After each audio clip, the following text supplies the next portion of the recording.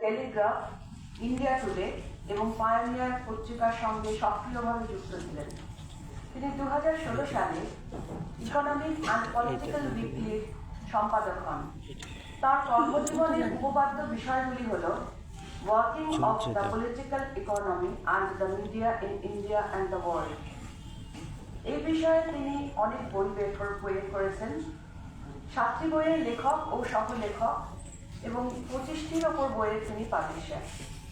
2003 সাল থেকে এখনো পর্যন্ত তিনি সমকালীন সমস্যা ও বিষয়ের ওপর 15টিরও বেশি তথ্যচিত্র তৈরি করেছেন। শ্রী গো ঠাকুরতাকে অনুরোধ করছি তার বক্তব্য।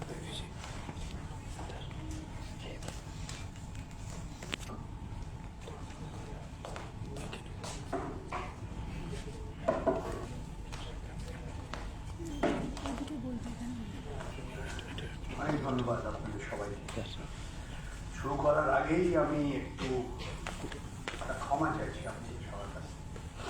আমি প্রবাসী বাঙালি, আমার মাতৃভাষার ওপর দখলটা অন্তত কম দুর্বল এবং আমি লজ্জিত বোধ করি। তবুও মাঝখানে যদি আমার ব্যাকরণ, আমার উচ্চারণ এদিক বা ওদিকে চলে যায়, ক্ষমা করবেন। যদি মাঝখানে কয়েকটা ইংরেজি শব্দ বা হিন্দি শব্দ ঢুকে যায়, তার জন্য আগেই আপনাদের আমি জানিয়ে রাখলাম। ডক্টর প্রশান্ত চট্টোপাধ্যায়, শ্রী সুদীপ চৌধুরী আমাকে রাষ্ট্রীয় রাজধানী থেকে এখানে নিয়ে এসছেন। সবচেয়ে দূষিত পরিবেশ দিল্লির রাষ্ট্রীয় রাজধানী। খালি বলে সাসপেন্ডেড পার্টিকুলার ম্যাটার। আমি অল্প বয়স থেকে আমার হাঁপানিতে আমি ভুগি। কলকাতা একটু ভালো, খুব বেশি ভালো না। কলকাতা, মুম্বাই বড় বড় শহরটা, কিন্তু দিল্লির আরেকটা অভিনবতা আছে। সেটা হলো যে মানুষের মন অদূষিত হয়ে গেছে। খালি পরিবেশটা দূষিত না, মানুষের মন দূষিত হয়ে গেছে। দিল্লি থেকে আমাদের দেশটা চালানো হয় 140 কোটি মানুষের দেশ। আমি শুরু করার আগে দুটো কথা, আমার পরিচয়টা যখন দেওয়া হয়েছিল আমি দুটো কথা, আমার 8টা বই আমি লেখক বা সহলেখক হিসেবে, সকল লেখক হিসেবে আমি লিখেছি। কয়েকটা বাইরে আপনি পাবেন। আমি 38টা বই প্রকাশ করেছি এবং আমি এই আমার বুড়ো বয়সে নতুন কয়েকটা কাজ করছি অল্প বয়সী ছেলেমেয়েদের জন্যই। মিউজিক ভিডিও, বাংলাও কয়েকটা ভিডিও আছে। আপনারা যদি আমার ওয়েবসাইটে চলে যান, আপনারা দেখতে পারেন, শুনতে পারেন। আর বলা হচ্ছিল না, আমি ইন্ডিয়ান ইনস্টিটিউট অফ ম্যানেজমেন্টে পড়িয়েছি। আমি IIM আহমেদাবাদে 19 বছর টানা প্রত্যেক বছর আমি পড়িয়েছি। ওই মহামারীর সময় 2 বছর অনলাইন হয়েছিল ক্লাস, তারপরে আমার আর ডাকেনি। কোনো ব্যাপার না, আমার মুখটা ওদের পছন্দ হয়নি, কোনো ব্যাপার না। ছাত্রছাত্রীরা ওরা IIM এ আমাকে গ্রেড দিয়েছে, ভালোই গ্রেড দিয়েছে, 95-এর ওপরে আমি পেয়েছি, আমি খুশি। আজকে যে বিষয়টা নিয়ে আমি বলছি আপনাদের, আমি যতটা পারি আমি বলবো এবং পরে যদি আপনাদের কোনো প্রশ্ন থাকে আমি চেষ্টা করবো জবাব দিতে। সেটা হলো এই আমাদের আধুনিক তথ্য প্রযুক্তির যুগে আমরা যে আছি, এভাবে আমাদের দেশের সমাজ, মানব সমাজ বিশ্বে কিভাবে এর প্রভাব পড়ছে সাধারণ মানুষের জীবনে। আমরা 25 বছর বা 30 বছর কিন্তু ভাবিনি, আমাদের কল্পনার বাইরে ছিল যে ইন্টারনেট এইভাবে প্রায় প্রত্যেক মানুষের জীবনের উপরে এই ধরনের প্রভাব পড়বে। আজকে বিশ্বে আপনার 800 কোটির কাছাকাছি বা 800 কোটির বেশি লোক, 6 600 কোটি মানুষ একবার না একবার ইন্টারনেট ব্যবহার করেছে, আর যারা ব্যবহার করেননি তাদের জীবনের উপরে ইন্টারনেটের একটা প্রভাব। একটা উদাহরণ দিই, ধরুন আমি দূরে কোনো একটা গ্রামে একজন অত্যন্ত গরিব বরিষ্ঠ একজন ব্যক্তি আছেন, যার এখনো মোবাইল ফোন নেই, হয়তো তার ছেলে মেয়ের একটা মোবাইল ফোন থাকতে পারে। উনি খবর পেয়েছেন যে সরকার কিছু পয়সা দেবে, অনুদান দেবে ওনাকে। তার জন্য ব্যাংকের একটা খাতা দরকার, একটা আধার কার্ডের দরকার। সেইগুলি তৈরি করার জন্য তো ইন্টারনেটের ব্যবহার করতে হচ্ছে ওনাকে। এই ধরনের মানে যারা আজ পর্যন্ত বিশ্বে যারা ইন্টারনেট ব্যবহার করেনি, একবারও ব্যবহার করেনি, খুব ছোট বাচ্চা শিশু বাদ দিয়ে বলছি, তাদের জীবনের উপরে ইন্টারনেটের প্রভাবটা পড়েছে।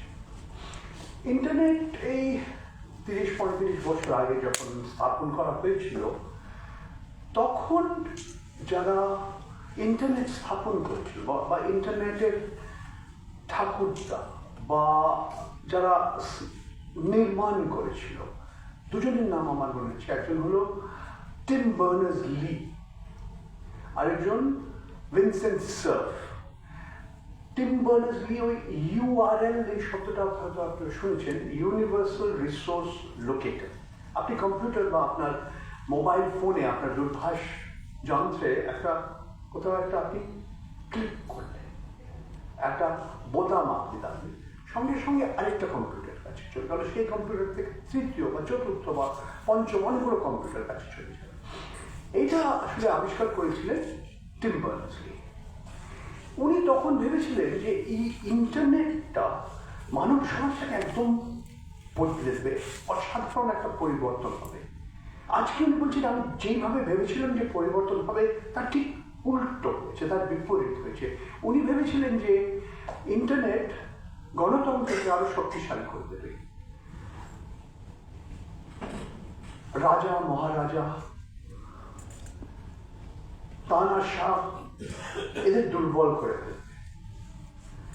ভেবেছিলেন যে সাধারণ মানুষ শক্তি পাবে, যারা অশিক্ষিত, যারা দুর্বল, যারা গরিব, তাদের শক্তি বাড়বে, কারণ তাদের সামনে তথ্য, অনেক ধরনের তথ্য পাবে। সেই তথ্য তাদের জীবনটাকে আরো ভালো করে দেবে। খালি কার জন্মদিন কবে বা কিভাবে একটা ট্রেনের টিকিট কাটতে হয় বা কিভাবে একটা আমি অন্য কিছু কিনতে চাই বা কোথাও একটা যেতে চাই, খালি তা না। এবং এই মাধ্যমটা খালি এটা একদিক দিয়ে গণমাধ্যম, আর সঙ্গে সঙ্গে এটা ব্যক্তিগত মাধ্যম, আমি আরেকজনের সঙ্গে যোগাযোগ করতে পারছি। আর সঙ্গে সঙ্গে আজকে আমার হাতে আমার দৈনিক পত্রিকা, আমার সাপ্তাহিক, আমার মাসিক, আমার বই, আমার রেডিও স্টেশন, আমার টেলিভিশন চ্যানেল, সবই আমার হাতে। দুনিয়া মুঠি মে। এই মুঠোফোন, এই মুঠোফোন, এটা যে মানুষের জীবন কিভাবে বদলাবে, এটা টিম বার্নার্স-লি বা ভিনসেন্ট সার্ফ কোনোদিনও ভাবেনি। উনি আজকে দেখেছেন, এবং এই নিয়ে আমি কয়েকটা কথা বলতে চাই, কিভাবে অল্প কয়েকজন এই পুরো তথ্য প্রযুক্তির যুগে এই ইন্টারনেটের উপরে তাদের নিয়ন্ত্রণ। আপনি কি করছেন, আপনি কি শুনছেন, আপনি কি দেখছেন, আপনি কার সঙ্গে কথা বলছেন, কেন কথা বলছেন, সবকিছু এরা জানে, এরা বোঝে। এই নতুন পুঁজিবাদের একটা নতুন দিক বা একটা নতুন প্রতীক নজরদারি পুঁজিবাদ।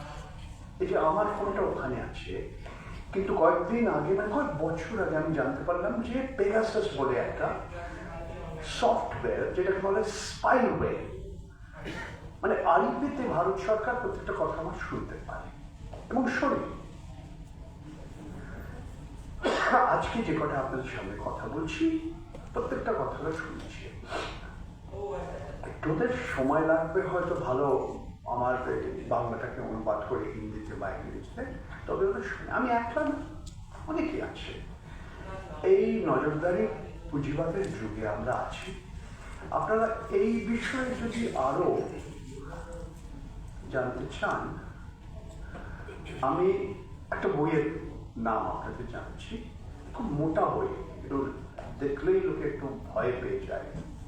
অনেকটা ক্যাপিটালের মতো অত মোটা বই না, মানে ক্যাপিটাল অনেকেই পরে নিয়ে তবু মনে করে আমরা মার্কস পাই, আমি পড়িনি। আমি ক্লাসে আমাকে যেটুকু শেখানো হয়েছিল সেটুকু আমি শিখেছিলাম। এটা একটু ভয় পেয়ে যায় লোকেরা বইটা। এটা হলো একজন মার্কিন যুক্তরাষ্ট্রের একজন মহিলা, উনি অধ্যাপক, ওনার নাম শোশানা জুবফ, SHOSHANA ZUBOFF, জুবফ। এই কয়েক বছর আগে ওনার বইটা বেরিয়েছে, এবং বইটার টাইটেল, শিরোনামটা হলো সার্ভেলেন্স ক্যাপিটালিজম, নজরদারি পুঁজিবাদ। কিন্তু যে সাবটাইটেলটা, সেটা অসাধারণ। The fight for a human future at the new frontier of power. যে মানব সমাজের যে লড়াইটা, যে সংঘর্ষটা, কার জন্য? এই যে নতুন যে ক্ষমতা যাদের কাছে আছে, তারা সব দেখছে, সব বুঝছে। খালি যে আপনি দোসা পছন্দ করেন বা নুডলস পছন্দ করেন, বা আপনি মাটন রোল খাবেন বা ফিশ চপ খাবেন, বা আপনার মোহাম্মদ রফিকে আপনি পছন্দ করেন বা কিশোর কুমারকে বেশি পছন্দ করেন, কোন ছবিটা আপনি দেখছেন, কে আপনার সবচেয়ে ভালো অভিনেত্রী মনে করেন, দীপিকা বা প্রিয়াঙ্কা? খালি তা নয়, কিন্তু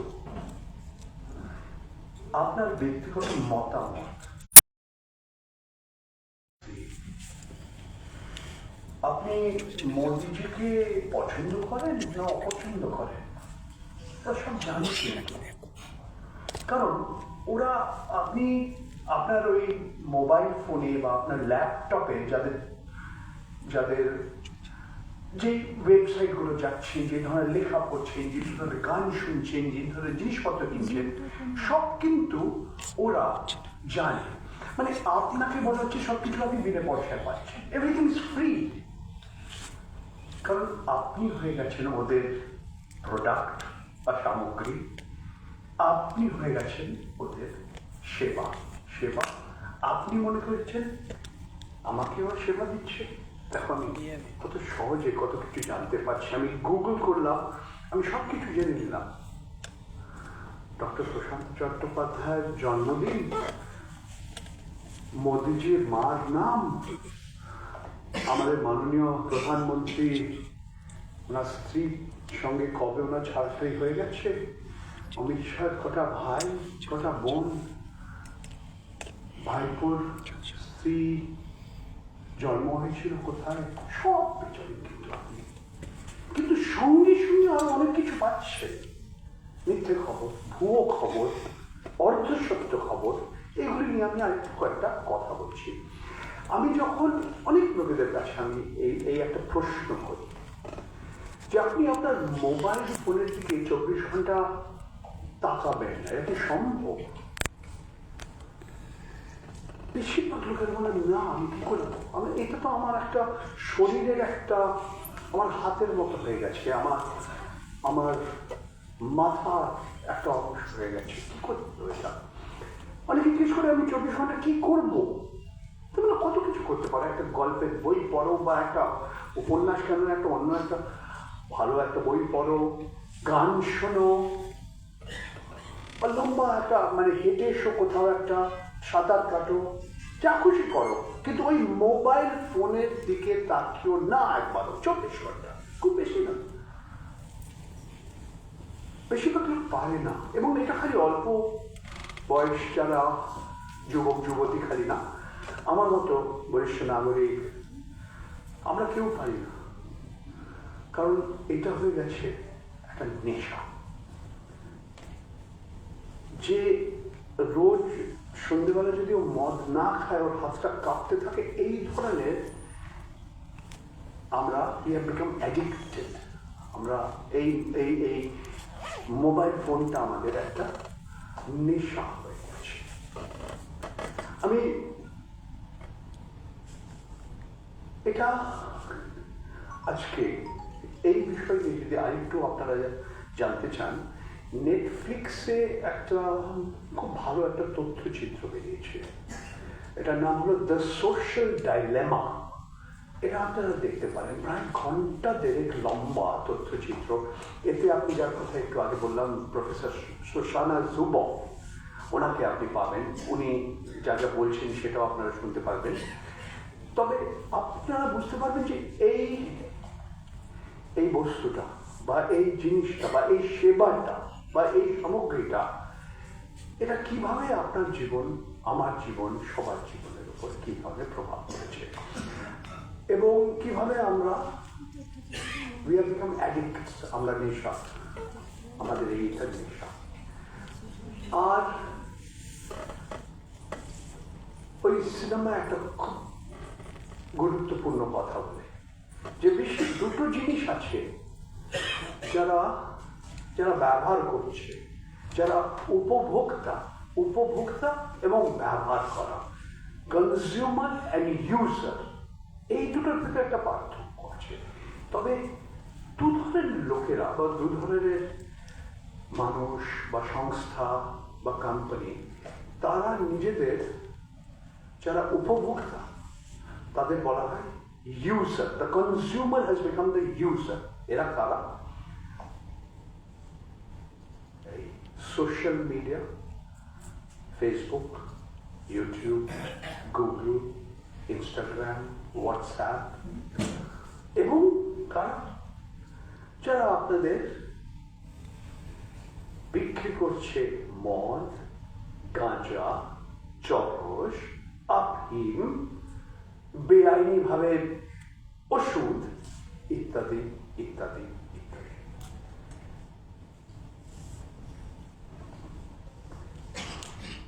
আজকে দুটো সংস্থার কথা আমি একটু বলতে চাই। আমাদের বহুরাষ্ট্র সংস্থা, এবং এই দুটো সংস্থা স্থাপন করেছিল অল্প বয়সী কয়েকজন। আপনারা মার্ক জাকারবার্গের নাম হয়তো শুনেছেন। মার্ক জাকারবার্গের বয়স মাত্র 40, এখনো 41 হয়নি। মার্ক জাকারবার্গ স্থাপন করেছিলেন ফেসবুক। আজকে সংস্থাটার নাম, বহুরাষ্ট্র সংস্থাটার নাম হলো মেটা। মেটার 3টে ভাগ আছে, বড় ধরনের ভাগ। একটা হলো ফেসবুক, আরেকটা হলো ইনস্টাগ্রাম, এবং তৃতীয়টা হলো হোয়াটসঅ্যাপ। গুগল যে সংস্থাটা স্থাপন করেছিল দুইজন, সার্জে ব্রিন, ল্যারি পেজ। দুজনের বয়স 51। প্রশান্ত দা আমার চেয়ে বয়স অনেক কম। আজকে বিশ্বের সবচেয়ে ধনী ব্যক্তিদের ভেতরে ওরা আছে। They are among the richest men. এরা লম্বা লিস্ট তৈরি করা হয়। একটা সময় অন্য ধরনের সংস্থা ছিল, যারা ইস্পাত বানাচ্ছে, যারা পেট্রোল ডিজেল তৈরি করছে, ওয়ালমার্টের মতো যে বিভিন্ন দোকান চালায়। আজকে এই দুটো সংস্থা, একদিকে মেটা, ওটা দিকে অ্যালফাবেট। অ্যালফাবেট হলো কোম্পানিটার, মানে আমরা বলি কনগ্লমারেট, মানে একটা কোম্পানি না, অনেকগুলো কোম্পানি একসঙ্গে, অনেকগুলো, কিন্তু তাদের মালিক এক। গুগল যেটা ছিল সেটা আজকে গুগলের একটা অংশ হচ্ছে আপনার অ্যালফাবেটের। গুগল মানে কি? খালি गूगल गुरु का माध्यम से आपके पास सब सूचना आ रहा है, खाली তা নয়। আপনি একটা জায়গা থেকে আরেকটা জায়গায় যেতে চাইছেন, আজকে গুগল ম্যাপ ব্যবহার করছেন। আপনি কোনো ওলা উবারে গেলেন, যে আপনার গাড়ির চালক সে ম্যাপ থেকে আপনাকে নিয়ে গেল গুগল বেশিরভাগ সময় গুগলের ম্যাপ ব্যবহার করছে। স্যাটেলাইট আপনাকে দেখিয়ে দিচ্ছে কোন রাস্তায় একটু বেশি জ্যাম, এই রাস্তায় যাওয়া উচিত বা ওই রাস্তায়। তাছাড়া অনেক ধরনের তথ্য আপনার কাছে পৌঁছে দিচ্ছে। কিন্তু অ্যালফাবেটের ভেতরে কিন্তু খালি গুগল একবার না, ইউটিউবও কিন্তু ওদের। ইউটিউব যা আপনি যে যেমন চলচ্চিত্র বড় পর্দায় দেখছেন, ছোট পর্দায়, তার একটা প্রায় মনোপলি, তার কাছাকাছি অন্যরা আসতে পারেনি। ইউটিউব মানে আজকে রবিশ কুমার বলুন বা যারা নাম করা সাংবাদিক বা যারা ইউটিউবে কাজ করছে, তারা নিজেদের বলে আমরা ইউটিউবার, কিন্তু তাদের সামনে রাস্তা নেই। আমি রবিশের কথা আবার বলবো একটু পরে। আর এই যে ধনী ব্যক্তিদের ভেতরেও দুজন ভারতীয় আছেন, একজন গৌতম আদানি আর একজন মুকেশ আম্বানি, তাদের কথাও আমি বলবো একটু পরে। তবে আপনি এই যে অ্যালফাবেট ইনকর্পোরেটেড, একদিকে গুগল আরেকদিকে ইউটিউব, এর আরেকটা তৃতীয় ভাগ বা একটা ডিভিশন হচ্ছে, এটার নাম হলো অ্যান্ড্রয়েড। আপনারা যে মোবাইল ফোনে, সেলুলার ফোনে যে এটাকে বলে অপারেটিং সিস্টেম, যে সিস্টেমটা দিয়ে মানে পুরো আপনার মেশিনটা, আপনার ল্যাপটপটা চলে, সেই সিস্টেমটা বলা হয় অপারেটিং সিস্টেম। এটা হলো অ্যান্ড্রয়েড। মানে পুরো বিশ্বের 85%, প্রায় 90% মানুষের যাদের দূরভাষ যন্ত্র আছে, সেলুলার ফোন আছে, তারা কিন্তু অ্যান্ড্রয়েড সিস্টেম ব্যবহার করছে। আর খুব অল্প মানে 10-12-15% মানুষ যারা আইফোন ব্যবহার করে, অ্যাপলের ফোন ব্যবহার করে, তাদের আলাদা একটা অপারেটিং সিস্টেম। তার মানে আপনি এই দুটো সংস্থা, মেটা এবং অ্যালফাবেট, আপনারা কি কত নির্ভর হয়ে গেছেন এই দুটো সংস্থার উপরে, এইটাই আমার বলার উদ্দেশ্যটা ছিল। আমরা এবার একটু ভারতবর্ষে চলে আসি। আপনি জানেন, আমি জানি ভারতবর্ষের মতো এরকম দেশ বিশ্বে কোথাও আপনি পাবেন না। সকল দেশের রানী। তার আগে ভারতবর্ষ এবং চীন সম্বন্ধে দুটো কথা আমি বলতে চাই, কারণ আমি যে বিষয় নিয়ে বলছি এদের সঙ্গে একটা সম্পর্ক আছে। ভারতবর্ষে আজকে ভারতবর্ষে চীনের চেয়ে বেশি লোক, তাই বলা হয়। আমাদের দেশে জনগণনা হয়নি, সেটা আলাদা প্রশ্ন। কেন জনগণনা হয়নি সেটাও আর একটা আলাদা প্রশ্ন। কিন্তু প্রথমবার ভারতবর্ষের ইতিহাসে 1881 ব্রিটিশরা তখন রাজত্ব করছিল ভারতবর্ষে, বা এই জায়গাটা সাবকন্টিনেন্টে জনগণনা হয়েছিল প্রথমবার। মাঝখানে দুটো বিশ্বযুদ্ধ হলো, পুরো বিভাজন হয়ে গেল, ইন্ডিয়া পাকিস্তান হয়ে গেল। প্রথমবার জনগণনা হয়নি। 2021-এ হওয়ার কথা ছিল, ঠিক আছে, কোভিড হচ্ছে সেই সময়। আমরা আজকে 2025-এ কেন হয়নি এটা আলাদা একটা আলোচনার বিষয়, আমরা যাচ্ছি না আজকে এই বিষয়টা নিয়ে। তবে চীন এবং ভারতবর্ষ দুটো দেশে 140 কোটি মানুষের মানে জনসংখ্যা, লোকসংখ্যা 140 কোটি বেশি। এই দুটো দেশ যদি আমরা একসঙ্গে করি, বিশ্বের 40% মানুষ এই দুটো দেশে থাকে। আর তফাৎটা হলো, আমাদের দেশের মানুষ সবচেয়ে বেশি আজকে ভারতীয় নাগরিক, তার বয়স কত, এটা যারা স্ট্যাটিস্টিক্স করে তাদের বলা হয় মিডিয়ান এজ। মিডিয়ান এজটা কি? কেউ বলছে 28, কেউ বলছে 29। যদি আপনি একটা চার্ট তৈরি করেন, সবচেয়ে বেশি ভারতীয় নাগরিক তাদের বয়স আজকে 28 বা 29। চীনে যদি আপনি তুলনা করেন, ওদের 38 বা 39। এইটা খুব বড় একটা তফাৎ দুটো দেশের ভেতরে। আরেকটা বড় তফাৎ হলো, চীন খুব বড় সহজ। আজকাল ট্রাম্প বলছে আমি ওটাকে PRC, people's republic of China বলবো না, খালি চায়না বলবো। তো যাই হোক, ভারতবর্ষের বিবিধতা ডাইভার্সিটি, হেট্রোজেনিটি, প্লুরালিটি, এটা কিন্তু চীনের নেই। এমনকি অন্য কোনো দেশেও আপনারা পাবেন না। আমরা একটা দেশে আমাদের আজকাল কারেন্সি নোট লোকে ব্যবহার করছে না, কিন্তু আপনারা যদি দেখেন আপনার নোট 17টা ভাষা পাবেন। ভারতবর্ষের 8ম শিডিউল সংবিধানের 8ম শিডিউলে আপনি 21টা ভাষা পাবেন, তাতে ইংরেজি নেই। আপনার নোটে ইংরেজি আছে, 4টে ভাষা আছে আমাদের 8th শিডিউলে।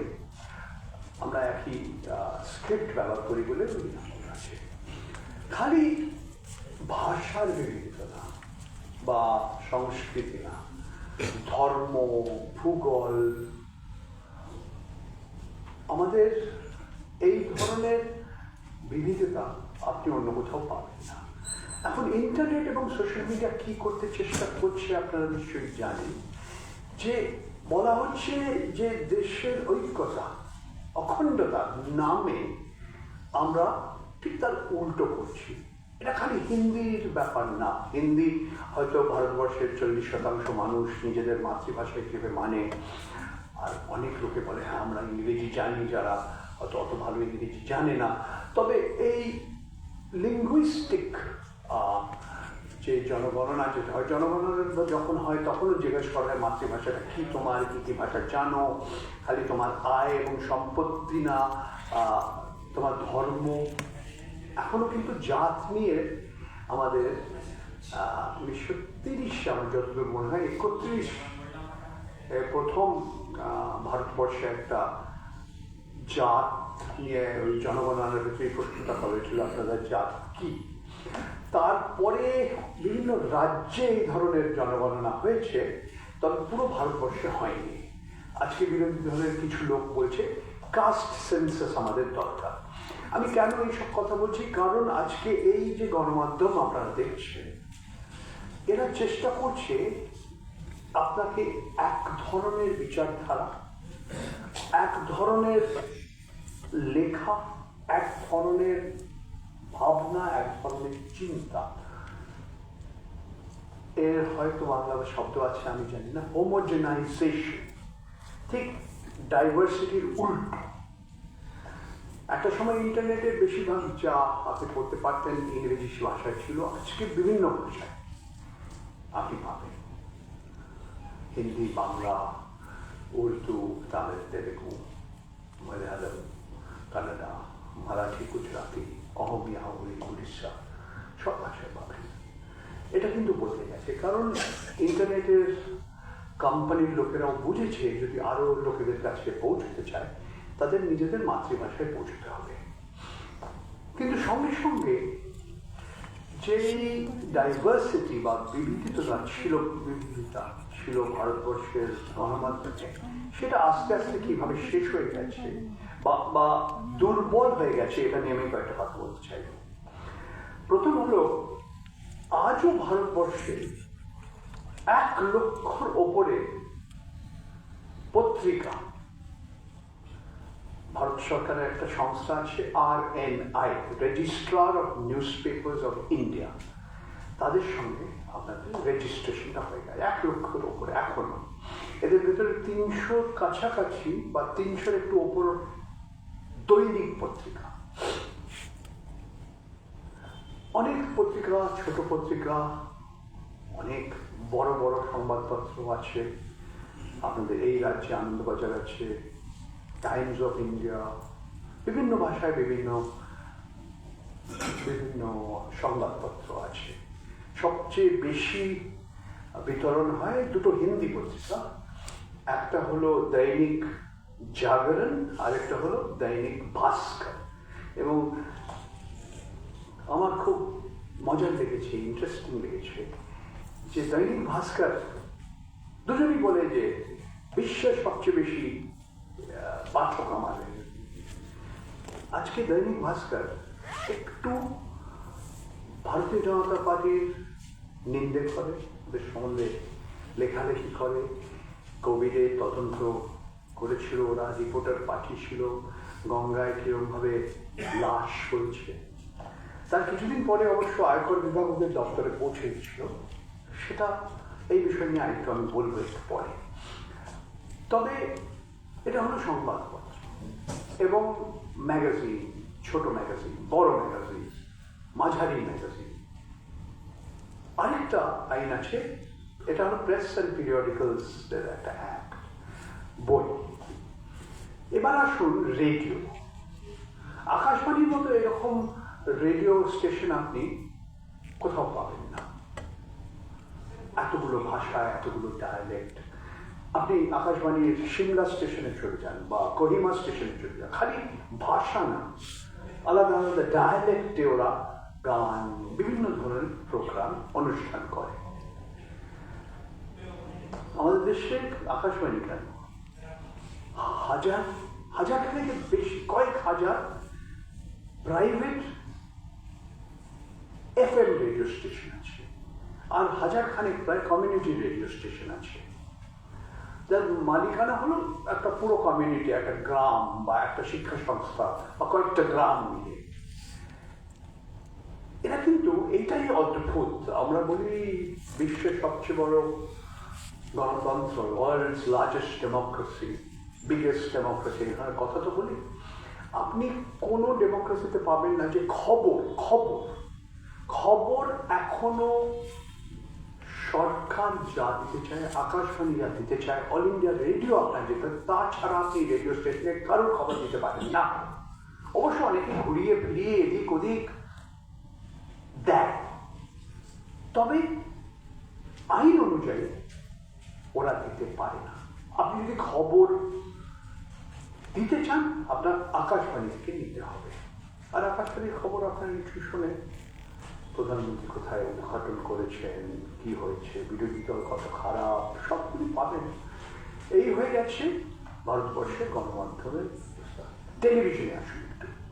ভারতবর্ষ একটা দেশ যেখানে প্রায় 900-র কাছাকাছি, 900-র একটু ওপর একটু নিচে মাঝে মাঝে যায়, টেলিভিশন চ্যানেল ভারত সরকার মানে তথ্য এবং প্রসারণ মন্ত্রণালয়ের অনুমতি পেয়েছে, যেটাকে বলে আপলিঙ্কিং এবং ডাউনলিঙ্কিং।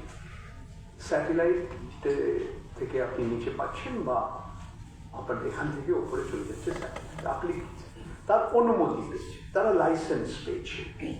এই 900-র ভেতরে 300-র কাছাকাছি নিয়ে যেতে পারলো আমরা খবরের চ্যানেল। অবশ্য যা দেখে নথি সত্যি ওটা খবর কিনা সেটা আলাদা প্রশ্ন। দুটো সাপ বিয়ে করেছে, এটাও খুব বড় খবর হয়ে যায়। চাঁদে একটা গরু দুধ দিচ্ছে, ইন্ডিয়া নিউজ, রজত শর্মা চ্যানেলে ওটাও আমরা দেখতে পেয়েছি। আরো অনেক কিছু ভূত প্রেতের গল্প আপনি পাবেন, ইউএফও আর আনআইডেন্টিফাইড ফ্লাইং অবজেক্টের খবর পাবেন। কি খবর ওরা দেয় সেটা আলাদা প্রশ্ন।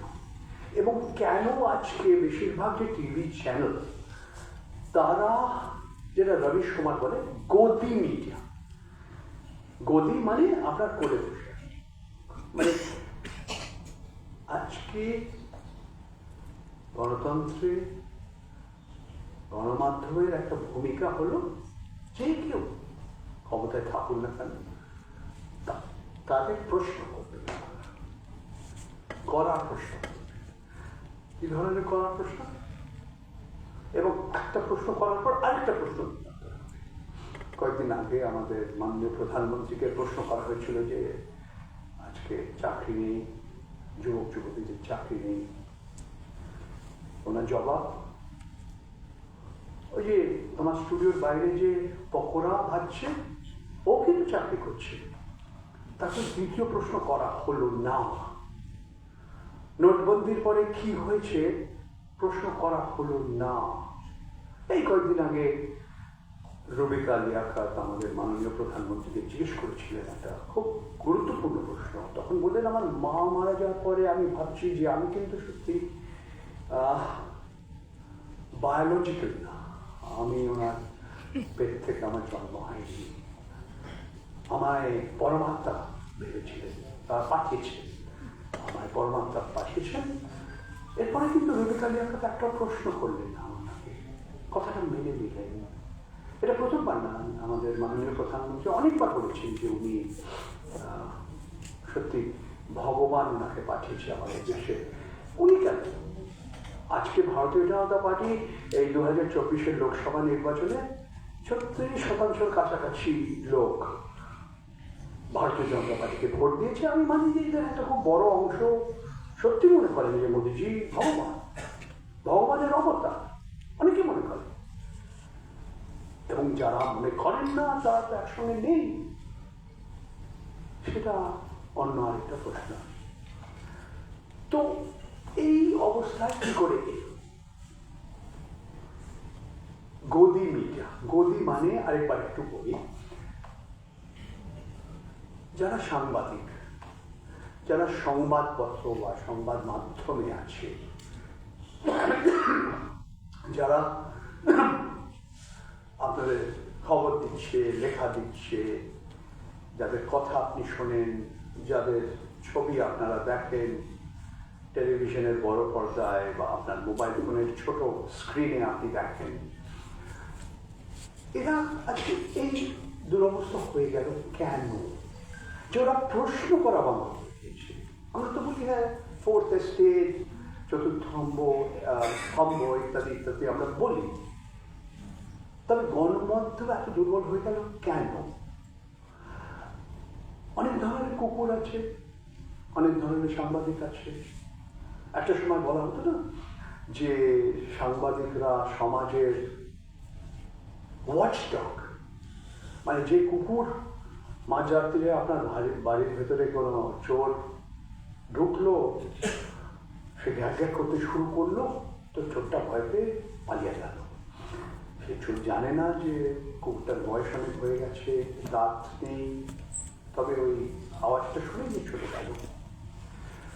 আরেক ধরনের কুকুর আছে যেটা ওই রবিশ কুমার বলে ল্যাপ ডগ, যে আপনার কোলে চুপচাপ বসে থাকে, লেজটা একটু এদিক ওদিক করে, আপনি মাথা মানে কামড়ানো তো ভুলে যান, কিছুই করবে না। আর ওই আপনার কোলটা যদি কোনো খুব নাম করা কারণ মানে রাজনৈতিক দলের নেতা হতে পারে, বড় কোনো কর্পোরেট ঘরানার একজন মালিক হতে পারে, বা খুব বড় একজন মিলিটারি অফিসার হতে পারে, ডিফেন্স অফিসার হতে পারে, এমনকি খুব বড় অপরাধী হতে পারে, মাফিয়া ডন, কোনো সিন্ডিকেটের বড় অংশে, সে চুপচাপ বসে থাকে। আরেক ধরনের কুকুরও ছিল যে লোকেদের সাহায্য করতো, একজন অন্ধ মানুষকে রাস্তা পার করার সাহায্য করতো। সুইজারল্যান্ডের গল্প শুনেছি, সেন্ট বার্নার্ড কুকুর, যারা বরফের ভেতরে কেউ আটকে গেছে তাদের বাঁচায়। এমনও কুকুর আছে যে আপনার কোথায় ড্রাগস, কোথায় বোমের জিনিসগুলো শুকে আপনাকে বার করে দেয়। তো কি করে হয়ে গেল সাংবাদিকরা এবং মিডিয়া আজকে এই পরিবর্তনটা কি করে হলো? এর অনেকগুলো কারণ আছে। একটা বড় কারণ হলো যে পয়সা এবং পয়সার খেলা। ইংরেজিতে একটা কথা আছে, মানে একটা লোকে বলে যে হি হু পেজ দ্য পাইপার কলস দ্য টিউন। আপনি একজন বাঁশুরি যে বাজায় আপনি ডেকেছেন, ওকে পয়সা দিচ্ছেন, সে অসাধারণ বাঁশুরি বাজায়, সে রাগ ভৈরবীয় বাজিয়ে দেবে আপনার জন্য, কিন্তু না, আপনি তো শুনতে চান না, আপনি যা বলছেন তাকে তাই বাজাতে হচ্ছে, কারণ আপনি পয়সা দিচ্ছেন। আপনি বললেন 1 2 3 4 5 6 7 8 12 13, এই হয়ে দিচ্ছে। তো আজকে একটা সময় বিজ্ঞাপন কয়েকটা প্রাইভেট কোম্পানি, বড় বড় প্রাইভেট কোম্পানি, যারা আপনাদের সাবান বিক্রি করছে, টুথপেস্ট বিক্রি করে, মোবাইল ফোনের সেবা, বিমার একটা সেবা, এই ধরনের জিনিস বিক্রি করছিল, তারা খুব বড় বিজ্ঞাপন দাতা ছিল। আজকে খুব বড় বিজ্ঞাপন দাতা হল সরকার, ভারত সরকার এবং রাজ্য সরকার। তা যদি ওদের কথা না শুনে ওর বিরুদ্ধে কোনো লেখালেখি করেন, তারা বিজ্ঞাপন দেওয়া বন্ধ করে দেবে। তখন মিডিয়া সংস্থার মালিক বলছে, আমি কি করবো বলো, তুমি তোমার চাকরি চাই, তোমার চাকরি যদি চাও মেনে নিতে হবে। দাদা কি বলছে, দিদি কি বলছে, এরা কি বলছে, ওরা তো আমাদের বিজ্ঞাপন দেবে না। কিন্তু তাছাড়াও একটা নতুন ধরনের আমরা গণমাধ্যম দেখছি ইউটিউব চ্যানেলের ভেতরেও, যারা এখনো আপনি পাঠক, আপনি দর্শক, আপনার পয়সার উপরে নির্ভর করে। আমরা কিন্তু অনেকে দিতে চাই না, বিনা পয়সায় যাই চাই, মানে সবকিছু আমরা বিনা পয়সায় চাই। আমরা এই ওয়েবসাইটের এই লেখাটা পড়ার জন্যে আমার এতটা পয়সা দিতে হবে একটা মাসে বা একটা বছরে, সেটা আমি দিতে চাই না। আমি চাই যে কেউ ওটাকে চুরি করে বৌদ্ধিক সম্পত্তির অধিকারটা কেড়ে নিয়ে পাঠিয়ে দেব। আর আমরা যদি বিনা পয়সায় সবকিছু চাই, আমরা পাবো, ভুয়ো খবর পাবো, ঘৃণা করা খবর পাবো, সবকিছু পাবো, মিথ্যে খবর পাবো বা অর্ধসত্য খবর পাবো। 10 বছর আজ না, 10-12 বছর আগে আমার পরিচিত আমার এক আত্মীয়, সে হঠাৎ এসে আমাকে হিন্দিতে বলল, আমাকে মেসোমশাই ডাকে, मौसाजी मौसाजी, आपको मालूम है कि हर मुसलमान आतंकवादी नहीं है, मगर हर आतंकवादी मुसलमान है। মানে প্রত্যেক সন্ত্রাসবাদী, প্রত্যেক মুসলমান সন্ত্রাসবাদী নয়, কিন্তু প্রত্যেক সন্ত্রাসবাদী সে মুসলমান। আমরা কাহা পানা আপনি হোয়াটসঅ্যাপ, এটাও রবীশ কুমার প্রথম ব্যবহার করে। হোয়াটসঅ্যাপ বিশ্ববিদ্যালয়, হোয়াটসঅ্যাপ ইউনিভার্সিটি। আজকের দেশের যুবক যুবতীরা এই হোয়াটসঅ্যাপে যা পায় সে মনে করে এইটাই সত্যি, মিথ্যে খবরও সত্যি, ঘৃণা বড় খবরও সত্যি, ভুয়ো খবর সত্যি। তো এই ধরনের এইটা কিন্তু বুঝেছে সবচেয়ে ভালো, এবং প্রথম বুঝেছে আমাদের ভারতীয় জনতা পার্টি। এবং যারা ভারতীয় জনতা পার্টির দক্ষিণপন্থী রাজনীতিতে বিশ্বাস করে, যারা RSS রাষ্ট্রীয় স্বয়ংসেবক সঙ্গে আছে, ওদের 100 বছর হয়ে গেছে। ওদেরই প্রথম IT সেল ওরা শুরু করে।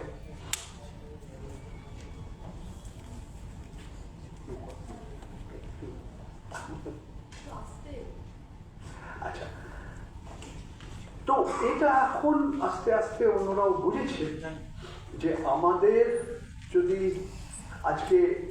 যদি আজকে মুসলমানদের, ভারতবর্ষের মুসলমানদের এই অবস্থা, যে বেশিরভাগ এরা মনে করে হয়তো এই রাজ্যে অতটা না, এই রাজ্যে আপনার 2011 জনগণনা বলে 27%, যতদূর মনে আছে 27% মানুষ মুসলমান।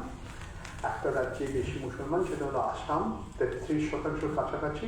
একটা সময় জম্মু অ্যান্ড কাশ্মীরে 51 বা 52% মানুষ ছিল।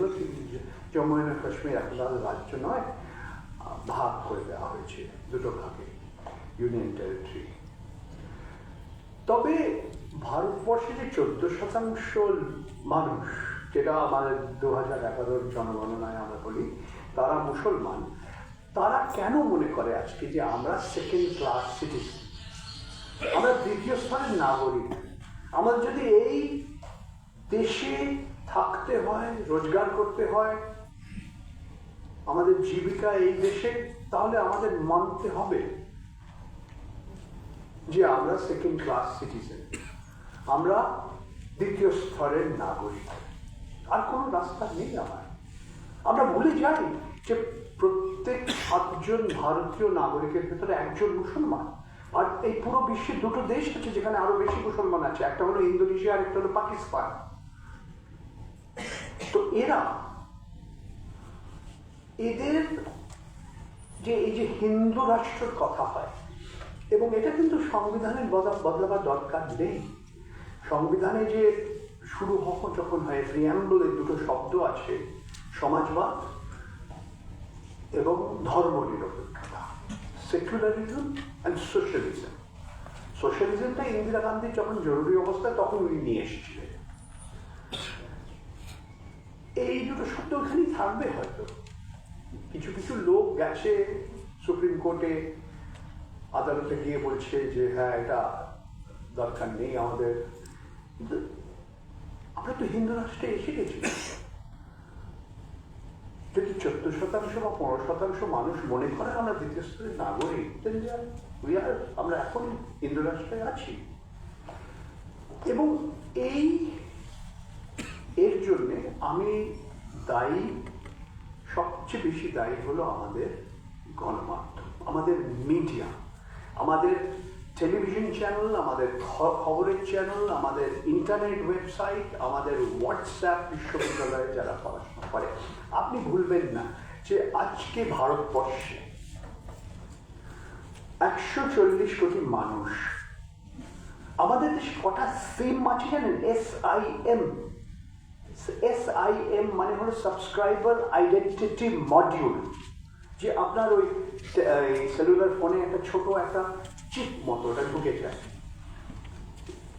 আমাদের দেশে 140 কোটি মানুষ, প্রায় 120 কোটি সিম। মানে খালি এই শহরে না, গ্রামে চলে যান, অনেক দূরে চলে যান, বেশিরভাগ ভারতবর্ষের বেশিরভাগ জায়গায় মানুষের চেয়ে বেশি সিম। হ্যাঁ, মেনে নিলাম অনেকের কাছে দুটো সিম আছে তাদের টেলিফোনে, অনেকে হয়তো মানে সিম কিনেছে, ব্যবহার করে না।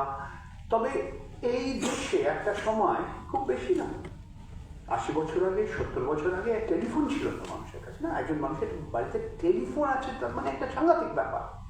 কি ধরনের পরিবর্তন হয়ে গেছে এখন চিন্তা করুন। আজকে ভারতবর্ষে খুব কম করে 50 কোটি মানুষ হোয়াটসঅ্যাপ ব্যবহার করছে। চীনের ওরা যেতে পারেনি, চীন বন্ধ করে দিয়েছে। ওদের নিজেদের হোয়াটসঅ্যাপ আছে, ওদের নিজেদের গুগল আছে, ওদের নিজেদের ফেসবুক আছে, ওদের নিজেদের ইউটিউব আছে। এই বড় বড় বহুরাষ্ট্র সংস্থা, আপনি যদি চীনে যান, হ্যাঁ, আপনি বিদেশি বলে আপনি অনুমতি পাবেন গুগল ব্যবহার করতে, কিন্তু সবকিছু কিন্তু ওরা দেখছে, ওরা পড়ছে, ওরা জানে। তো এই ধরনের ভারতবর্ষে আজকে আমরা বাস করছি। এবং খুব সহজ, মানে অঙ্কটা খুবই সহজ, কিন্তু এই যে প্রফিট টু পেরিল, মুনাফা লাভ, খুব সহজ। এরা তো সরকারি সংস্থা না, ফেসবুক, গুগল, হোয়াটসঅ্যাপ, ইউটিউব, এরা তো সমাজ সেবা করবে না আপনার জন্য। এদের কাজ হলো লাভ করা, পয়সা বানাবার, মুনাফা। তো আপনার কোনো একটা লেখা বা কোনো একটা পোস্ট বা আপনার কোনো একটা ভিডিও যদি ভাইরাল হয়ে যায়, খুব খুশি ওরা। কত লোক দেখছে, লক্ষ লক্ষ কেন কোটি কোটি লোক দেখছে। তো আপনি, এইটা কিন্তু খুবই গুরুত্বপূর্ণ। এরা লাভ করার জন্য ওদের সেবা চালাচ্ছে, এরা সমাজ বাঁচানোর জন্য, শিক্ষা দেওয়ার জন্য, সাধারণ মানুষকে শক্তি দেওয়ার জন্য, সশক্তিকরণের জন্য কিছু দেবে না। এরা খালি নিজেদের মুনাফার জন্য। আপনি জানেন, এই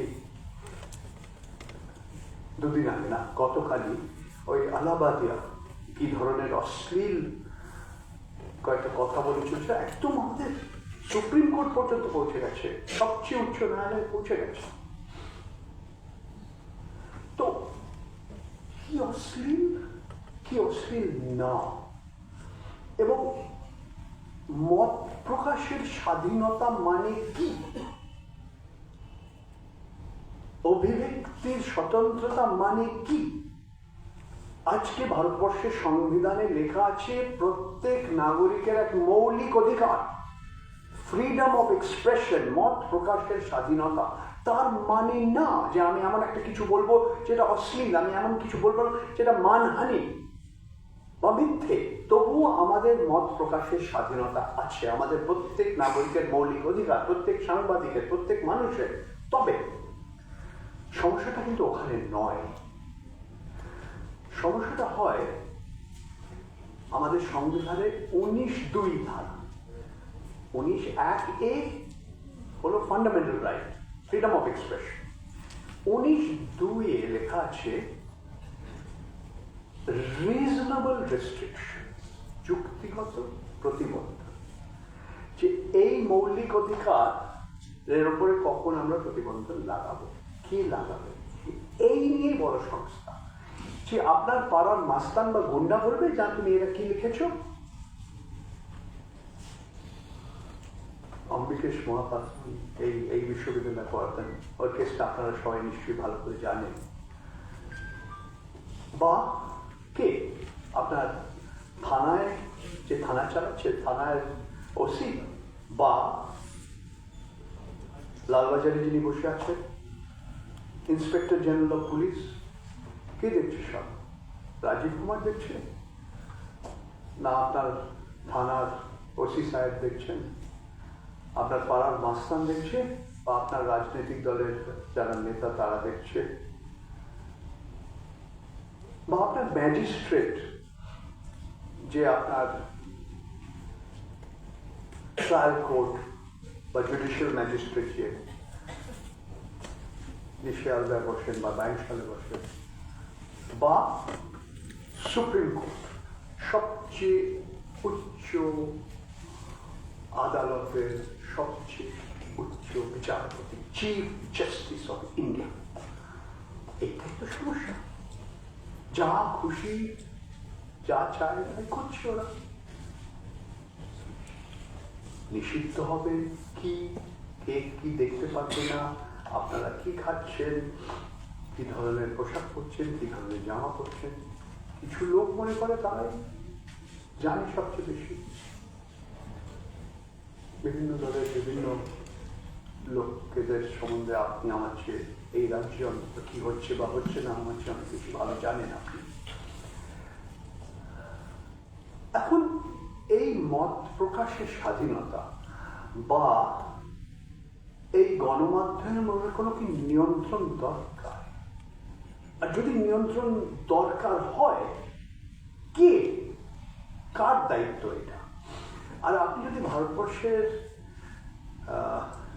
দেখেন অনেকগুলো এরকম সংস্থা আছে। আমি শুরু করি censor board, central board of film certification, যে আপনাকে বলে দিচ্ছে এটা ইউ মানে সবাই দেখতে পারে, এটা ইউএ মানে 15-17 বছরের ছেলে মেয়েরাও যেতে পারে, কিন্তু ওর সঙ্গে তার বাবা বা মা থাকা দরকার, এবং এ অ্যাডাল্ট, তার মানে আপনাকে 18 বছরের ওপর হবে। সে যে গেটে দাঁড়িয়ে আছে সে বলতে পারে তোমার দাড়িটা হয়নি এখনো কেন, তুমি বলছো তুমি অ্যাডাল্ট, তোমার মনে হচ্ছে না তুমি 18 বছর বেশি, যাই হোক একটা গেট কিপার আছে আপনার। আরেক ধরনের রেস্ট্রিক্টেড অডিয়েন্সও আছে সিনেমা দেখার জন্য, এটা অনেকে আমরা জানি না। ধরুন একজন মানুষের পুরো আপনি শরীরটা কেটে, ছাতিটা কেটে কোনো একটা অপারেশন করছেন, বা একজন মহিলা বাচ্চাকে জন্ম দিচ্ছেন, এই ধরনের ছবি কি দেখানো যায়? হ্যাঁ, দেখানো যায়, তবে যারা দর্শক তারা ডাক্তার বা তারা ডাক্তারি পড়ছে তাদের জন্য। আপনি দেখতে পারবেন না, আমি দেখতে পারবো না, দূরদর্শন দেখাবে না আপনাকে, বা জি বা স্টার আনন্দ দেখাবে না আপনাকে। এটা হলো প্রথম একটা সংস্থা, এটা হলো সিবিএফসি।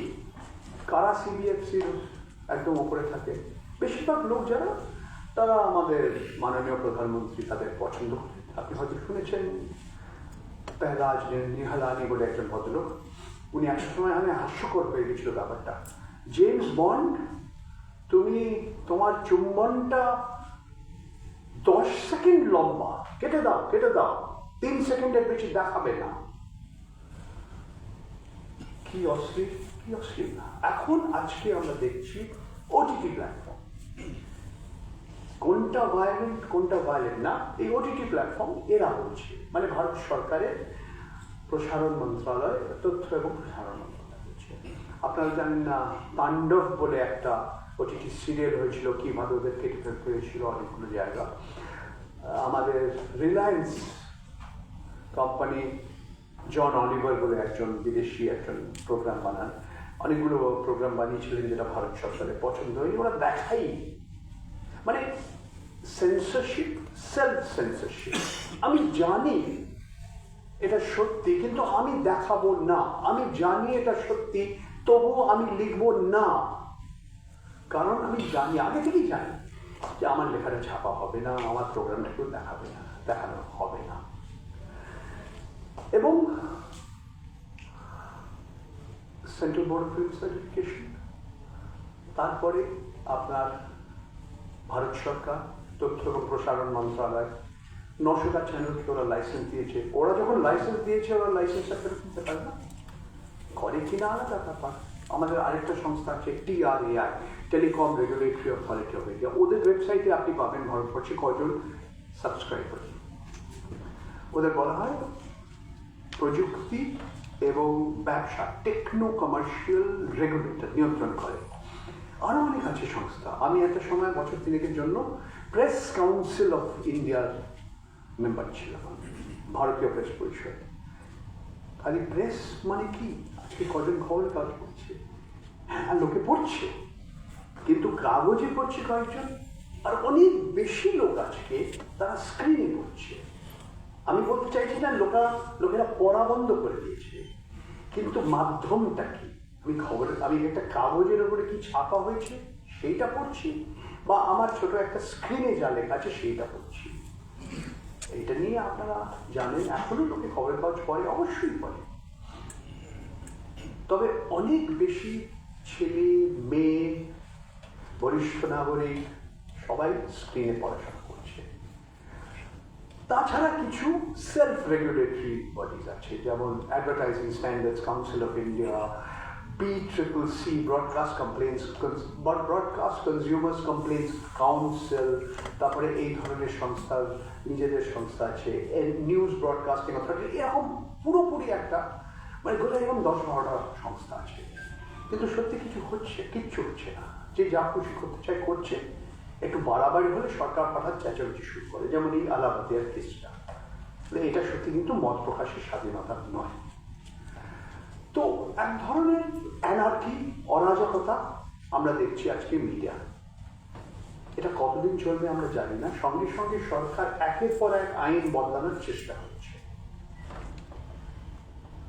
সফল হয়নি। অনেকগুলো আইন ওরা বলছে তুমি ইউটিউবার, তার মানে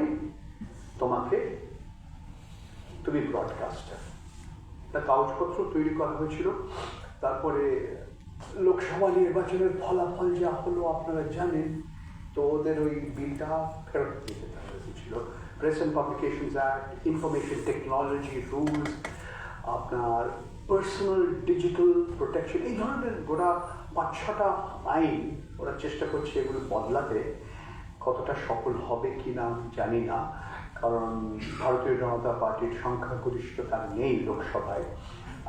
খালি জনতা দল ইউনাইটেড এবং নীতিশ কুমারের দল এবং তেলুগু দেশম পার্টি, চন্দ্রবাবু নাইডুর দল, ওরা কতটা মানবে বা মানবে না আমরা দেখেছি। একটু পরিবেশটা একটু বদলেছে। মহারাষ্ট্র এবং হরিয়ানা এবং দিল্লি নির্বাচন হয়ে গেছে, সেটাও আমরা দেখছি কীভাবে পরিবেশটা বদলেছে। আমি আরও 2-3টে কথা বলে আমি শেষ করছি। এবং এই যে বিষয় নিয়ে আমার বলা হয়েছিল, নিও লিবারেল আর্থিক উদারীকরণের নীতি আমাদের দেশে। একটা সময় বলা হয়েছিল যে জওহরলাল নেহরু বলেছিলেন যে হ্যাঁ, মিশ্রিত অর্থ ব্যবস্থা দরকার, পুঁজিবাদের সবচেয়ে ভালো জিনিস ভালো এবং সমাজবাদের সবচেয়ে ভালো জিনিস আমি নেব। অনেকে মনে করে সবচেয়ে খারাপ জিনিসগুলোই আমরা নিয়েছি। মিক্সড ইকোনমির জায়গায় মিক্সড ইকোনমি হয়েছে। তবে এই শব্দগুলোর মানে কি এগুলিও বলতে গেছে। আজকে চীন কি সত্যি সমাজবাদে বিশ্বাস করে না পুঁজিবাদে বিশ্বাস করে? মার্কিন যুক্তরাষ্ট্র 2008-এ যখন পুরো একটা বিশ্বব্যাপী একটি আর্থিক সংকটের সময় গেছে, তখন কি হয়েছিল? বড় বড় সংস্থাকে সরকার পয়সা দিয়ে ওটাদের বাঁচিয়ে রেখেছিল। General motors, lemon brothers, AIG, American insurance group. তো কোনটা পাবলিক, কোনটা প্রাইভেট, কোনটা সরকারি, কোনটা সরকারি নয়, এই ধরনের এই পার্থক্য বদলাচ্ছে, সবসময় বদলাচ্ছে।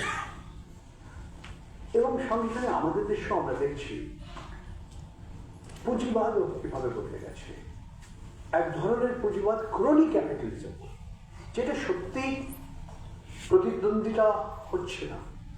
এটা যে সরকারের বন্ধু বা কোনো বড় পুঁজিপতি বা কোনো বড় শিল্পপতির আত্মীয় স্বজন, বন্ধু বান্ধব, তাদের জন্যই সবকিছু তৈরি হয়েছে।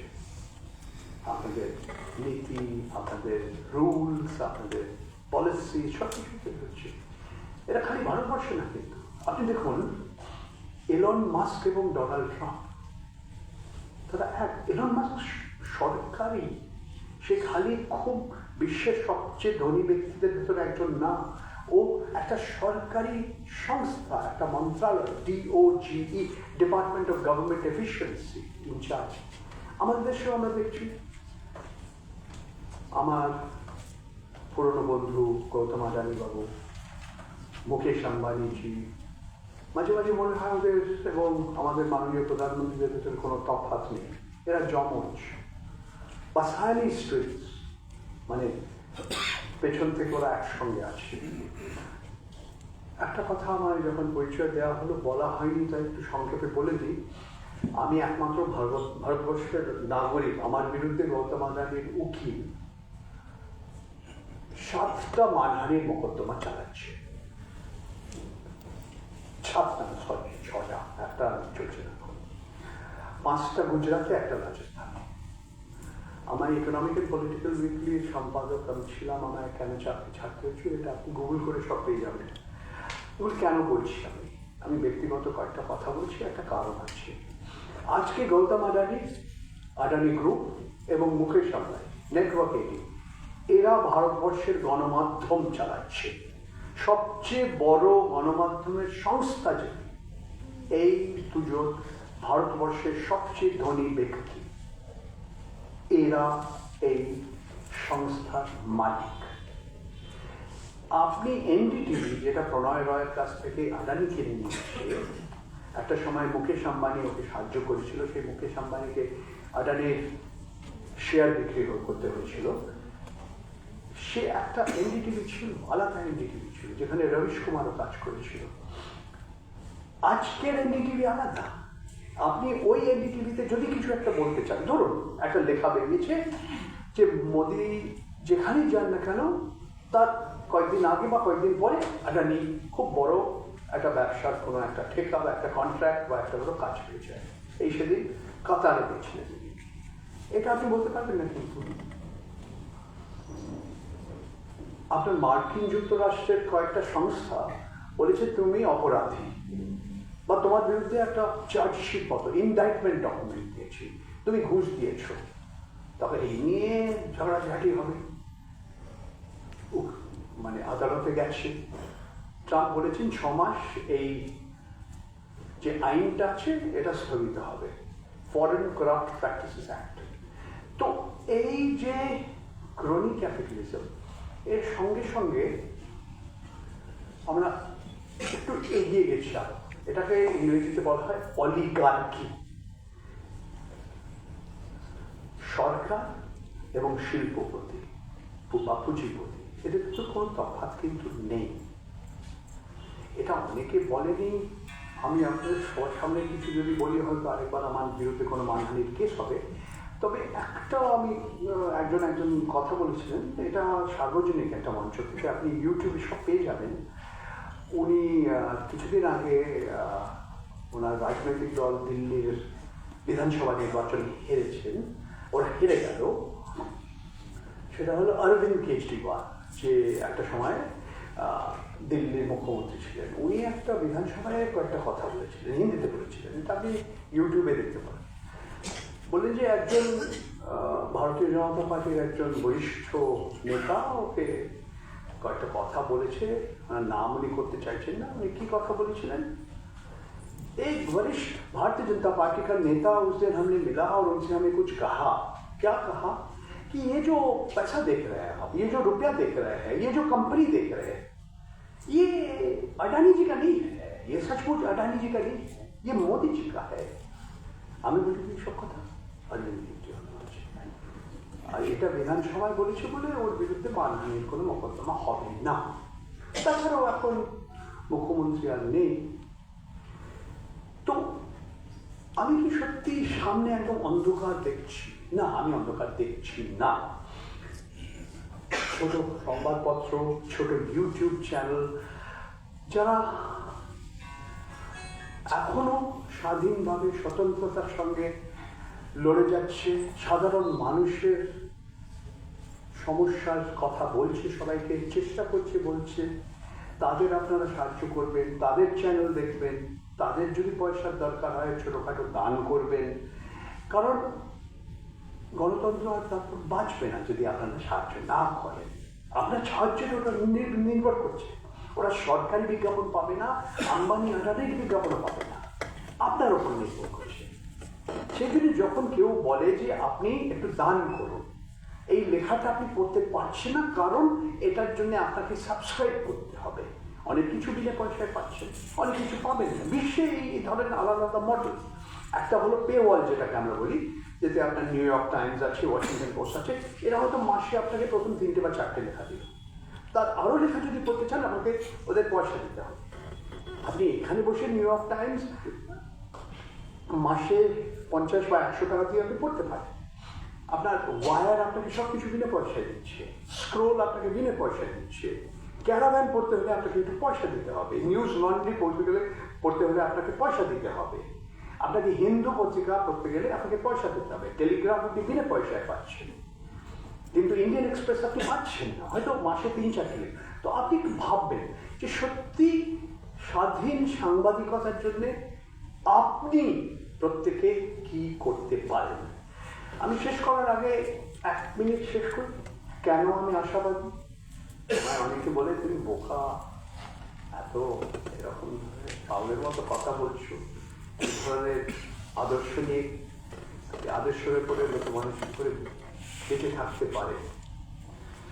এটা হলো ভারতবর্ষের সাধারণ মানুষ। ঠিক আছে, ভারতীয় জনতা পার্টি কীভাবে জিতেছে মহারাষ্ট্র নির্বাচন সেটা আলাদা বিষয়, এটা নিয়ে অনেক কিছু বলা যায়। ভারতবর্ষের ইতিহাসে প্রথমবার 5 মাস বা 6 মাসে ভোটারের নম্বর 40 লাখ, যেটা 5 বছরের হয়নি।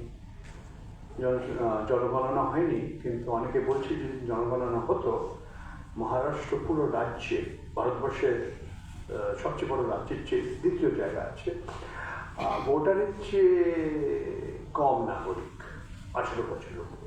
এটা আমার অভিযোগ না, বিরোধী দল করছে। এক একটা ঠিকানায় কয়েক হাজার লোক রেজিস্টার হয়ে গেছে। আমি আশাবাদী কেন?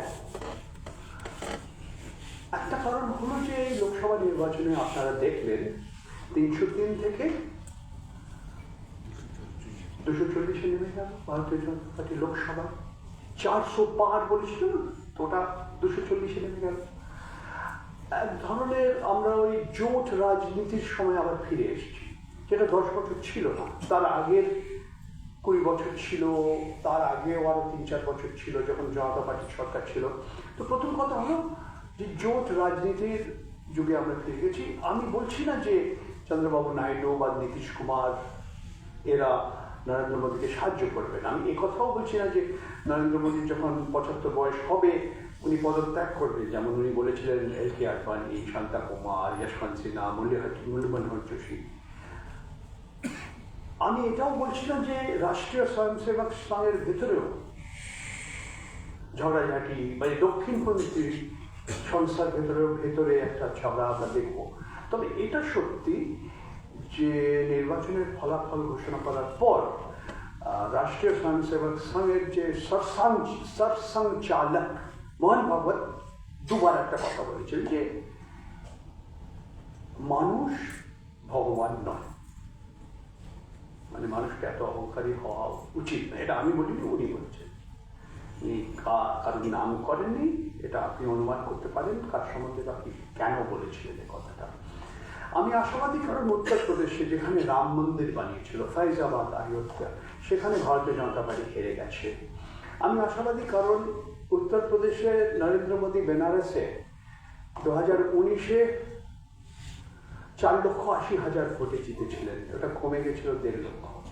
রাজনাথ সিংহের ওই একই 33% ভোট পেয়েছিল উনি এবার। 6 জন কেন্দ্রীয় মন্ত্রী, তাদের ভেতরে স্মৃতি ইরানি, মেনকা গান্ধী, অজয় মিশ্রা টেনি, এরা হেরে গেছে।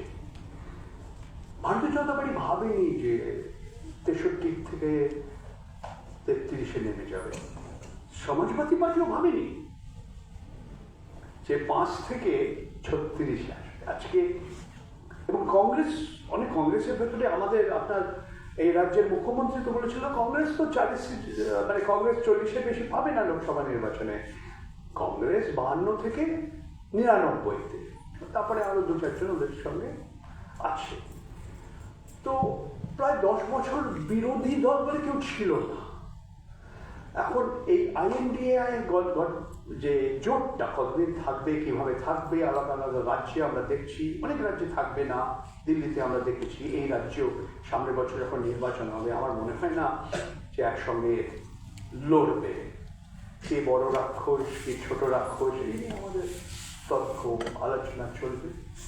তবে দেখুন, একজন সাংবাদিক হিসেবে আমি মনে করি যে স্বাধীন সাংবাদিকদের, আপনারা যারা পাঠক, আপনারা যারা দর্শক, আপনারা যারা শ্রোতা, আপনাদের সাহায্য করা দরকার।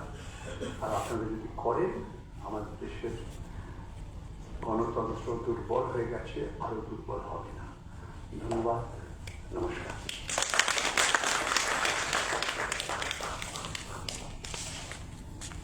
ধন্যবাদ শ্রী গুহ ঠাকুরের কাছে তাঁর এই মনোজ্ঞ বক্তৃতা উপহার দেওয়ার জন্য।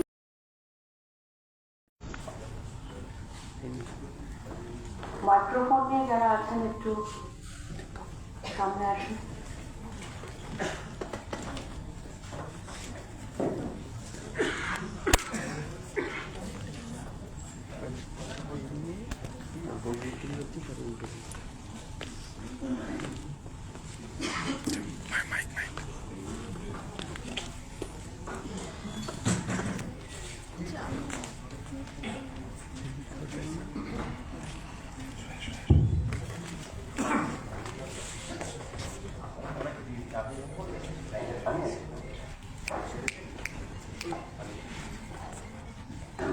পরঞ্জয় কুঠুরটাকে ধন্যবাদ। খুবই এনলাইটেন্ড হওয়ার মতো একটা জায়গাতে আমরা পৌঁছেছি, আশাবাদী। আমি একটা তাকে প্রশ্ন করতে চাই, উত্তরটা উনি দিতেও পারেন, নাও দিতে পারেন। কারণ প্রশ্নটার দিক থেকে আমার খবরের কাগজের সংবাদ, যে খবরের কাগজের উপর আমি নিজেও বিশ্বাস করি না তেমন। শুধু একটা ঘটনা, সেটা হচ্ছে পরঞ্জয় গুহ ঠাকুরটাকে ইকোনমিক অ্যান্ড পলিটিক্যালি ছাড়তে হলো। আমি যতদূর শুনেছি, ছাড়তে হলো তার কারণ গৌতম আদানি সম্পর্কে তার যে মতামত হয়েছিল, যে লেখা বেরিয়েছিল, সেই লেখাটা গৌতম আদানি পছন্দ হয়নি। গৌতম আদানি তার রিলিজ এখনো নিয়ে চলেছে।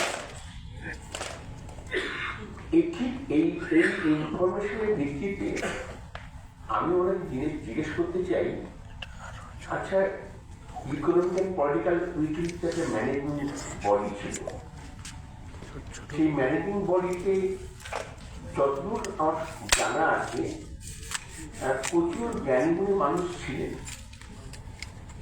তারা এইকে নিয়ে কতদিন সরবই আমাদের কাছে কথা বলেছেন, এইটা যদি একটু বলেন।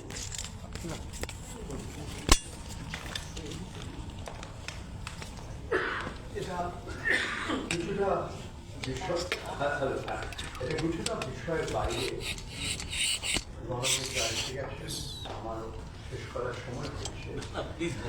তো ইকোনমিক অ্যান্ড পলিটিক্যাল উইকলি খুব নাম করা একটা সংস্থা, খালি পত্রিকা কেন, ইকোনমিক অ্যান্ড পলিটিক্যাল উইকলির বয়স প্রায় ভারতবর্ষের বয়স। ভারতবর্ষ স্বাধীন হয়েছে বা রাজনৈতিকভাবে স্বাধীন হয়েছে তখন থেকে পত্রিকা, মাঝখানে কিছু আছে। ইকোনমিক অ্যান্ড পলিটিক্যাল উইকলি যারা চালান একটা ট্রাস্ট, সমীক্ষা ট্রাস্ট। কারা আছে ওতে তাদের নাম আপনারা খুব অনায়াসে জানতে পারবেন। খালি আমি দুটো কথা আপনাকে বলতে চাই। যারা নিজেদের মনে করে আমরা প্রগতিশীল, আমরা বামপন্থী, এদের ভিতরে কিছু লোক আছে তাদের মেরুদণ্ডটা অত্যন্ত দুর্বল, তারা ভীতু। আমাকে চাকরিটা ছাড়তে হয়েছিল কারণ আমি সম্পাদক ছিলাম, আমার বিরুদ্ধে বা একটা এতে আমার মতামত ছিল, তথ্য ছিল, ফ্যাক্টস ছিল। সেই ফ্যাক্টস গুলো হয়তো কারোর পছন্দ হয়নি। আমাকে বলা হয়েছিল তুমি পাবলিশার মানে এই ট্রাস্টের অনুমতি না নিয়ে একজন উকিলকে ভাড়া করে এদের জবাব কেন দিয়েছ, এটা একটা ঘোর অপরাধ, অ্যাক্ট অফ গ্রেভ ইমপ্রপারিটি। তো আমি বললাম হ্যাঁ আমি একটা ভুল করছি, আমি মেনে নিলাম, আমার করা উচিত হয়নি আপনাদের অনুমতি নেওয়ার আগে, তবে সময়ের অভাব ছিল তাই আমি করে দিয়েছি এবং আপনারা সব জানেন। তবে এটা অ্যাক্ট অফ গ্রেভ ইমপ্রপারিটি না, আমি একটা ভুল করেছি, আমি ক্ষমা চাইছি আপনাদের কাছ থেকে। এবং এটা একটা টেকনিক্যাল পয়েন্ট নিয়ে আপনি আমায় ধরে ফেলেছেন, ঠিক আছে, বেশ করেছেন। এরা তারপরে আমায় বললো যে তুমি এই সংস্থাটাকে প্রায় শেষ করে ফেলছো, এর ইথসটা, এর পরিবেশটা নষ্ট করে ফেলছো, তুমি তোমার নিজের নামে লিখছো, তোমার আগে যারা সম্পাদক ছিল তারা নিজের নামে লিখতো না। তারপরে বলা হয়েছিল তোমার জায়গায় একজন সহ সম্পাদক আমরা অ্যাপয়েন্ট করছি। তারপরে বলা হলো যে এই লেখা যেটা বেরিয়েছে ওয়েবসাইটে এটা সঙ্গে সঙ্গে তুমি নামিয়ে দাও। ওটা করতে খুব বেশি সময় লাগে না, কয়েক মিনিট লাগে। এরর 404। তারপরে আমায় বলা হলো যে যতক্ষণ এই ওয়েবসাইটটায় এই লেখাটা না থাকে ততক্ষণ তুমি এই ঘরটা ছাড়বে না। আমি টেলিফোন করলাম, বোম্বেতে ফোন করলাম, লেখাটা আমি বললাম দেখুন এবার আছে না নেই, ওরা দেখলো নেই। তখন আমি বললাম একটা কাগজ দিয়ে দিন আমাকে, একটা সাদা কাগজ দিয়ে দিন আমাকে। আমি সঙ্গে সঙ্গে আমার পদত্যাগ করলাম। আমি তারপরে অবাক হয়ে গেছিলাম কয়েকটা ব্যাপার যা হলো। প্রথম কথা হলো আমি বাইরে গিয়ে সবাইকে বললাম এই হয়েছিল, এটা কবেকার কথা, আপনি অনেকদিন হয়ে গেছে, 5 বছরের বেশি, জুলাই 2017 হয়েছে, 5.5 বছর হয়ে গেছে। আমি অবাক কেন হয়ে গেলাম, আমি সবাইকে বলেছি এই হয়েছে এই হয়েছে, আমি সবার নাম করে বলেছি। খুব বুদ্ধিজীবী লোক, নাম করা লোক, বিশ্ববিদ্যালয়ের উপাচার্য, খুব নাম করা ঐতিহাসিক অধ্যাপক, একটা ভারতবর্ষের সবচেয়ে বড় বড় ব্যাংকের ভূতপূর্ব চেয়ারম্যান, এরা অনেকেই ছিল। তো আমি বললাম যে আমি ভুল করেছি, তবে এমন ভুল করিনি যে আপনারা যে ধরনের আমাকে আপনারা বলছেন সাজা দিচ্ছেন না, কিন্তু আমি মনে করি যে আমার যদি নিজের উপরে একটু আমার বিশ্বাস যদি থাকে, এখনো যদি আমি নিজেকে একটু নিজের উপরে একটু আমি মনে করি আমি স্বাধীন, তো আমাকে সঙ্গে সঙ্গে পদত্যাগ করতে হবে। আমি অবাক হয়ে গেলাম কারণ এত লোক আমাকে সমর্থন করতে তারপরে, এদের ভেতরে অন্তত 2 জন নোবেল পুরস্কার বিজয়ী ছিলেন, এদের অমৃত সেন ছিলেন, অ্যাঙ্গাস ডিটন ছিলেন, একজন ভদ্রলোক অনেক বয়স হয়ে গেছে তাকে আমি অসাধারণ মানুষ, নোম চমস্কি, এরাও আমাকে সমর্থন করেছিল। এখানকার ভূতপূর্ব অর্থমন্ত্রী অশোক মিত্র, এরা অনেক কয়েকশো লোক আমাকে সমর্থন করেছিল। তা একটা ভালো শিক্ষা পেলাম, বুড়ো বয়সে একটা শিক্ষা পেলাম। শিক্ষা পেলাম কি, যারা নিজেদের বামপন্থীকে উগ্রগতিশীল মনে করে তারা অনেকে ভীতু হতে পারে এবং তাদের মেরুদণ্ড অত্যন্ত দুর্বল হতে পারে। এই শিক্ষাটা পেয়েছি আমি, ইচ্ছে করে লোকেদের নাম করলাম না, আপনারা অনায়াসে পেয়ে যাবেন সবাই।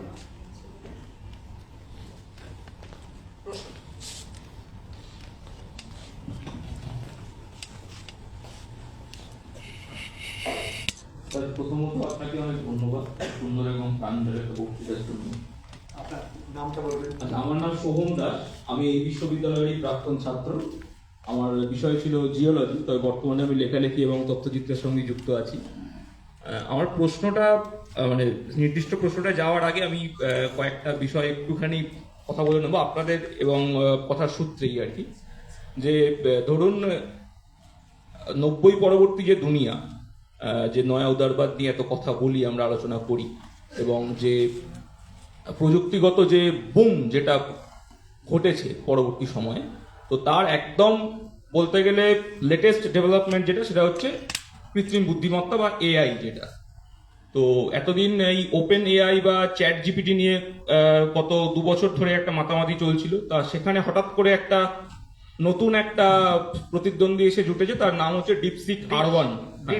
ডিপসিক R1 এই জানুয়ারি মাসেই তার লঞ্চিং হয়েছে, এবং মার্ক অ্যান্ড্রিসেন, সিলিকন ভ্যালির খুব বড় একজন ব্যক্তিত্ব, তিনি খুব গুরুত্বপূর্ণ একটা মন্তব্য করেছেন ডিপসিক নিয়ে, যে DeepSeek is AI Sputnik movement. মানে স্পুটনিক কথাটা ব্যবহার করেছেন খুব তাৎপর্যপূর্ণভাবে। তো এই সূত্রেই আমার এবার প্রশ্নটা যে, এবং চীন যে আজকে ডিপসিকটা আনতে পারলো, এর পিছনে চীনের একটা দীর্ঘ পরিকল্পিত একটা কার্যক্রম আর কি এখানে কাজ করেছে 14 সালের পর থেকে, জিনপিং ক্ষমতা আসার পর থেকে। এই প্রসঙ্গে আমার যেটা প্রশ্ন, যে ধরুন আপনিও বললেন যে চীন হোয়াটসঅ্যাপ বা ফেসবুকের অল্টারনেটিভ তাদের কাছে রয়েছে, তার ফলে তারা তাদের ওখানে সেখানকার মানুষ এই যে পশ্চিম দুনিয়ার যে ধরনের সোশ্যাল মিডিয়া সেটা ব্যবহার করতে পারে না। তো আমরা যে ধরুন ডিজিটাল মিডিয়া যেটা স্বাধীনভাবে যেটা করছি, আমরা অ্যান্টি রাইট উইং মতাদর্শ নিয়েই আমরা যে কাজটা করছি, সেখানেও আমাদেরকে সেই ফেসবুকে তার খবরের লিঙ্ক পোস্ট করতে হচ্ছে, বা হোয়াটসঅ্যাপ চ্যানেল খুলে সেখানে আমাদেরকে পাঠকের কাছে পৌঁছতে হচ্ছে। নানাভাবে আমরা এইগুলোর ওপরই নির্ভর কিন্তু করছি। তো ফলে সেটা তো এক ধরনের সাবমিশন আমি বলতে পারি। তো যেহেতু এই ধরনের সেখানে অনেক রকম রেস্ট্রিকশন চলে আসছে, মানে স্বাধীন গণমাধ্যমের ওপর ফেসবুক বা ইউটিউবের খাড়া আমরা বারবারই সেটা লক্ষ্য করে থাকি। সেক্ষেত্রে চীনের এই যে মডেল, যে নিজেদের কিছু একটা বানিয়ে নেওয়া, যেটা একটু আগে প্রশান্তদা বলছিলেন যে আমরা আমেরিকার পারমাণবিক শক্তি বৃদ্ধিতে যেরকম আহত হয়েছিলাম, সোভিয়েতের পারমাণবিক শক্তি বৃদ্ধিতে অনেক আনন্দ পেয়েছিলাম। তো আমি সেই সূত্র ধরে একটা প্রশ্ন করছি, যে তাহলে অল্টারনেটিভ টু যে মার্কিন ক্যাপিটালিজম বা অল্টারনেটিভ টু মার্কিন টেকনোলজিক্যাল বুম, সেরকম যদি কিছু সত্যি তার প্রসার যদি ঘটে চীনের বাইরেও, সেইটা কি কোনোভাবে মিডিয়াকে কোনো সাপোর্ট বা কিছু বা ইনফ্লুয়েন্স কতটা করতে পারে, প্রভাব কতটা ফেলতে পারে বলে আপনার মনে হয়? প্রশ্নটা খুবই গুরুত্বপূর্ণ। আমি এই বিষয় নিয়ে খুব বেশি জানি না, নিজের মতামতটা আমি শুনতে পারি আপনাকে। সোহম, দেখো, সোহম সরি, আমি শুনলাম সোহম। সোহম, তুমি কি সত্যি মনে করো যে একটা মেশিন একজন মানুষের মস্তিষ্ক, যে ব্রেইন, ব্রেনের চেয়েও আরো গুরুত্বপূর্ণ বা আরো শক্তিশালী? তুমি কি সত্যি মনে করো একটা মেশিন কাঁদতে পারে, হাসতে পারে, দুঃখ প্রকাশ করতে পারে? আর এই মেশিন বা এই এআই এর মত অনেক কিছু, যেমন আম্বানির কাগজে আম্বানির বিরুদ্ধে যে একটা চিড়িয়াখানা বানানো হয়েছে তোমার গুজরাটের জামনগরে, এর খবর কিন্তু খুব বেশি পাবে। আর যারা অভিযোগ করেছে যে কিভাবে তুমি হাতিগুলো জোগাড় করেছিলে ওখানে, হাতিগুলো ভালো আছে কি না, এগুলি পাবে না। তুমি আদানির নিউজ, ওই খবরের চ্যানেল বা পত্রিকায় এইসব আদানির বিরুদ্ধে যে ভারত সরকারের ডাইরেক্টরেট অফ রেভিনিউ ইন্টেলিজেন্স কি অভিযোগ করেছিল, এগুলি পাবে না। কেন শেখ হাসিনার সরকার ওর সঙ্গে একটা কন্ট্রাক্টে গেছিল, বা শ্রীলঙ্কার সরকার, অনেক কিছু আছে। যে কেন আদানির ড্রোন আজকে আনম্যান্ড এরিয়াল ভেহিকলস প্যালেস্টাইনের ফিলিস্তিনের গাজায় কত লোকের হত্যা করছে, এগুলো পাবেন না, কারণ এর মালিকেরা। যেমন আমি শুনলাম যে ডিপসিককে তুমি যদি জিজ্ঞেস করো তিব্বতের স্বাধীনতার সম্বন্ধে বলবে আমি কিন্তু জানি না এই বিষয়ে কিছু, বা যদি জিজ্ঞেস করো কি চীনে তিয়ানমেন স্কোয়ারের মতো আরো ঘটনা হওয়ার সম্ভাবনা আছে, উত্তরটা পাবে যে না আমরা কিন্তু জানি না। তো ট্রাম্প যেমন প্রথম এবং বারবার একটা শব্দ ব্যবহার করে fake news, fake news, fake news, মিথ্যে খবর, মিথ্যে খবর, মিথ্যে খবর। ট্রাম্প শুরু করেছিল তো, সে আজ ভারতবর্ষ মার্কিন যুক্তরাষ্ট্রের রাষ্ট্রপতি, CNN তোমার ফেক নিউজ, যে ওকে পছন্দ করে না সবাই ফেক নিউজ। একটা তফাৎ আছে, এখনো উনি মাঝে মাঝে সাংবাদিকদের প্রশ্ন জবাব দেন। আমাদের মাননীয় প্রধানমন্ত্রী হোয়াইট হাউসে কি জবাব দিয়েছিলেন যখন আদানির সম্বন্ধে একটা প্রশ্ন করেছিল, সেটা আপনি দেখতে পারেন। তবে ভারতবর্ষের একমাত্র প্রধানমন্ত্রী উনি যেরকম ওপেন একটা মানে যে কোনো সাংবাদিক ওকে যে কোনো প্রশ্ন করতে পারে, এই ধরনের মিডিয়া কনফারেন্স উনি করেননি। উনি আসলে 2002-এর পরে উনি গুজরাটের মুখ্যমন্ত্রী হন সেই বছরের শেষের দিকে। উনি একমাত্র প্রধানমন্ত্রী যে এ ধরনের প্রেস কনফারেন্স করেন। উনি বেছে নিয়েছেন কিছু লোককে যাদের উনি সাক্ষাৎকার দিয়েছেন, যাদের সব প্রশ্নের জবাব উনি দিয়েছেন। অঞ্জনা ওম কাশ্যপ, অর্ণব গোস্বামী, রাহুল শিবশঙ্কর, RSS, রজত শর্মা, আর কয়েকজনের নাম হয়তো ভুলে গেলাম, সুধীর চৌধুরী, অল্প কয়েকদিন উনি ইতিহাস জেলেও ছিলেন অন্য কারণে। তো উনি বেছে নিয়েছেন এদের আমি সময় দেব। রুবিকা আলিয়া খাতুন নামটা, সুদর্শন নিউজের একজন আছে। তো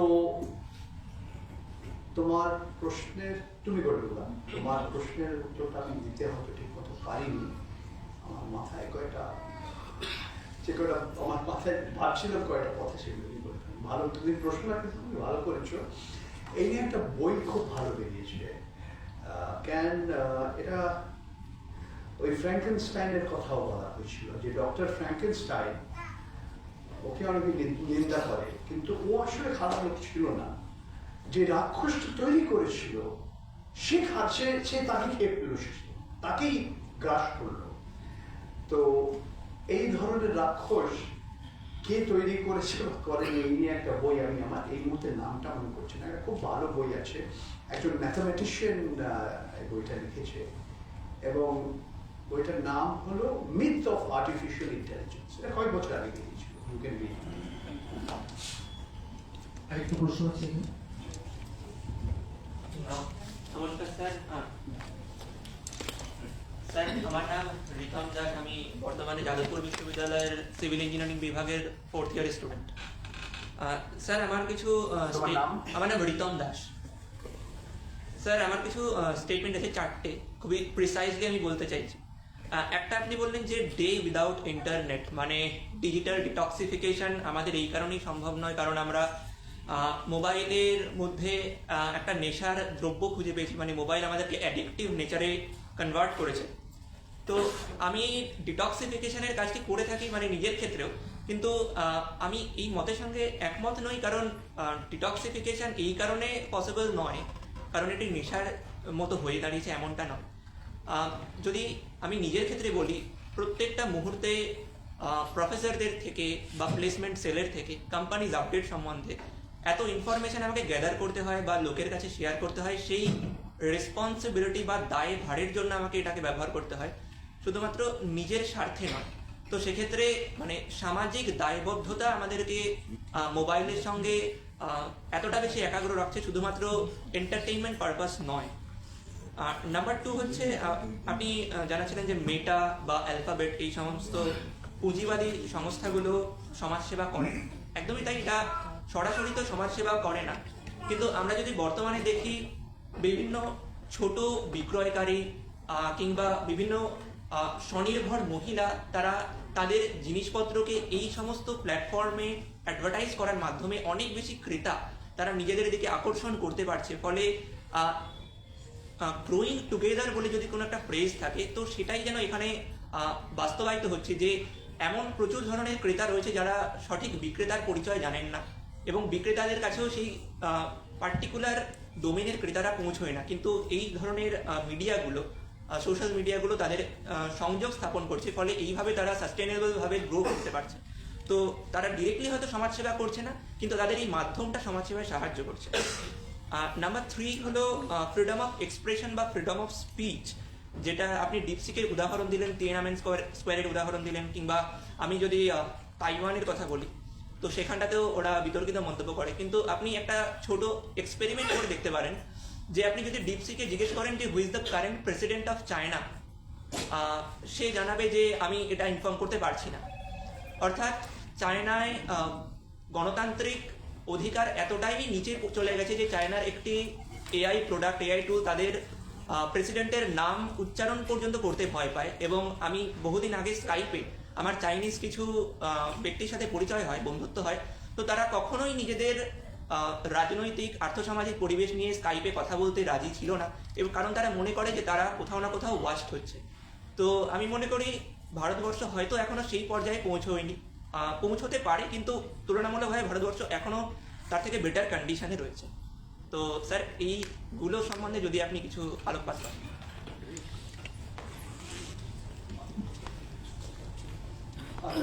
আমার বলছে এটা লাস্ট, চা ঠান্ডা হয়ে গেছে, তো তুমি 4টে প্রশ্ন মডেল 3টে করেছো, আপনাদের ভিতরে একটা দুটো যদি থাকে আমি একসঙ্গে জবাব করে দিয়ে দেবো। সব প্রশ্নের জবাব আমার কাছে নেই।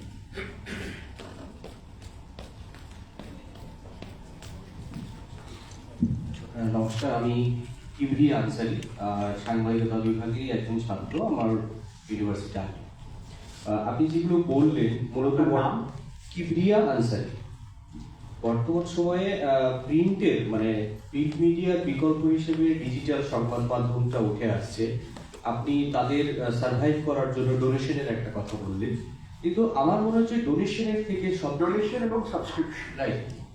হ্যাঁ, কিন্তু তার আপনি থেকে খবরের কাগজ যখন কেনেন আপনি কিছু হয়তো পয়সা নেই, আপনি 4 টাকা দিলে খবরের কাগজটা তৈরি করার জন্য হয়তো 40 টাকা লাগে, একদম। তবুও আপনি ওই 4 টাকাটা দিচ্ছেন, ঠিক। আপনি সবকিছু বিনা পয়সায় চাইবেন না, এইটুকুই আমার। না, আমি ওইটা উদাহরণ দিলাম, মানে আমার প্রশ্নটা হচ্ছে যে তার থেকেও সমস্যা যেটা যে বর্তমান সময়ে দেখা যাচ্ছে ডিজিটাল প্ল্যাটফর্মগুলো খুব ভালো কাজ করছে। আপনি যেমন আপনার বক্তব্য স্পলের কথা বললেন, ওয়্যারের কথা বললেন, আরো এমন অনেক আছে। আমরা নিউজ ক্লিকের ক্ষেত্রে দেখেছি কেন্দ্রীয় সরকার কি ধরনের তাদের উপরে দমন নিপীড়ন নামিয়ে এনেছিল, এবং অত্যন্ত গ্রামীণ এলাকার দিকেও যারা ডিজিটাল প্ল্যাটফর্মে কাজ করছে তাদের ওপরেও কিন্তু এই ধরনের সেন্সরশিপ নেমে আসছে।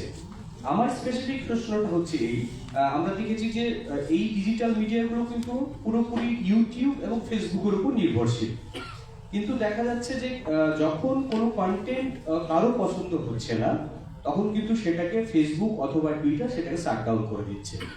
আমি একটা উদাহরণ দিতে পারি, যেমন হিন্দুত্ব ওয়াচ তাদের টুইটার হ্যান্ডেলকে যেমন লক করে দেওয়া আমি হয়েছে। আরেকটা উদাহরণ দিই, আমাদের রেলমন্ত্রী অশ্বিনী বৈষ্ণব টুইটারকে বলেছে এই কয়েকটা ভিডিও যে নিউ দিল্লি রেলওয়ে স্টেশনে যে দুর্ঘটনাটা হয়েছিল এগুলি বার করে দাও, সেটা টুইটার শুনবে কিনা সেটা আলাদা প্রশ্ন।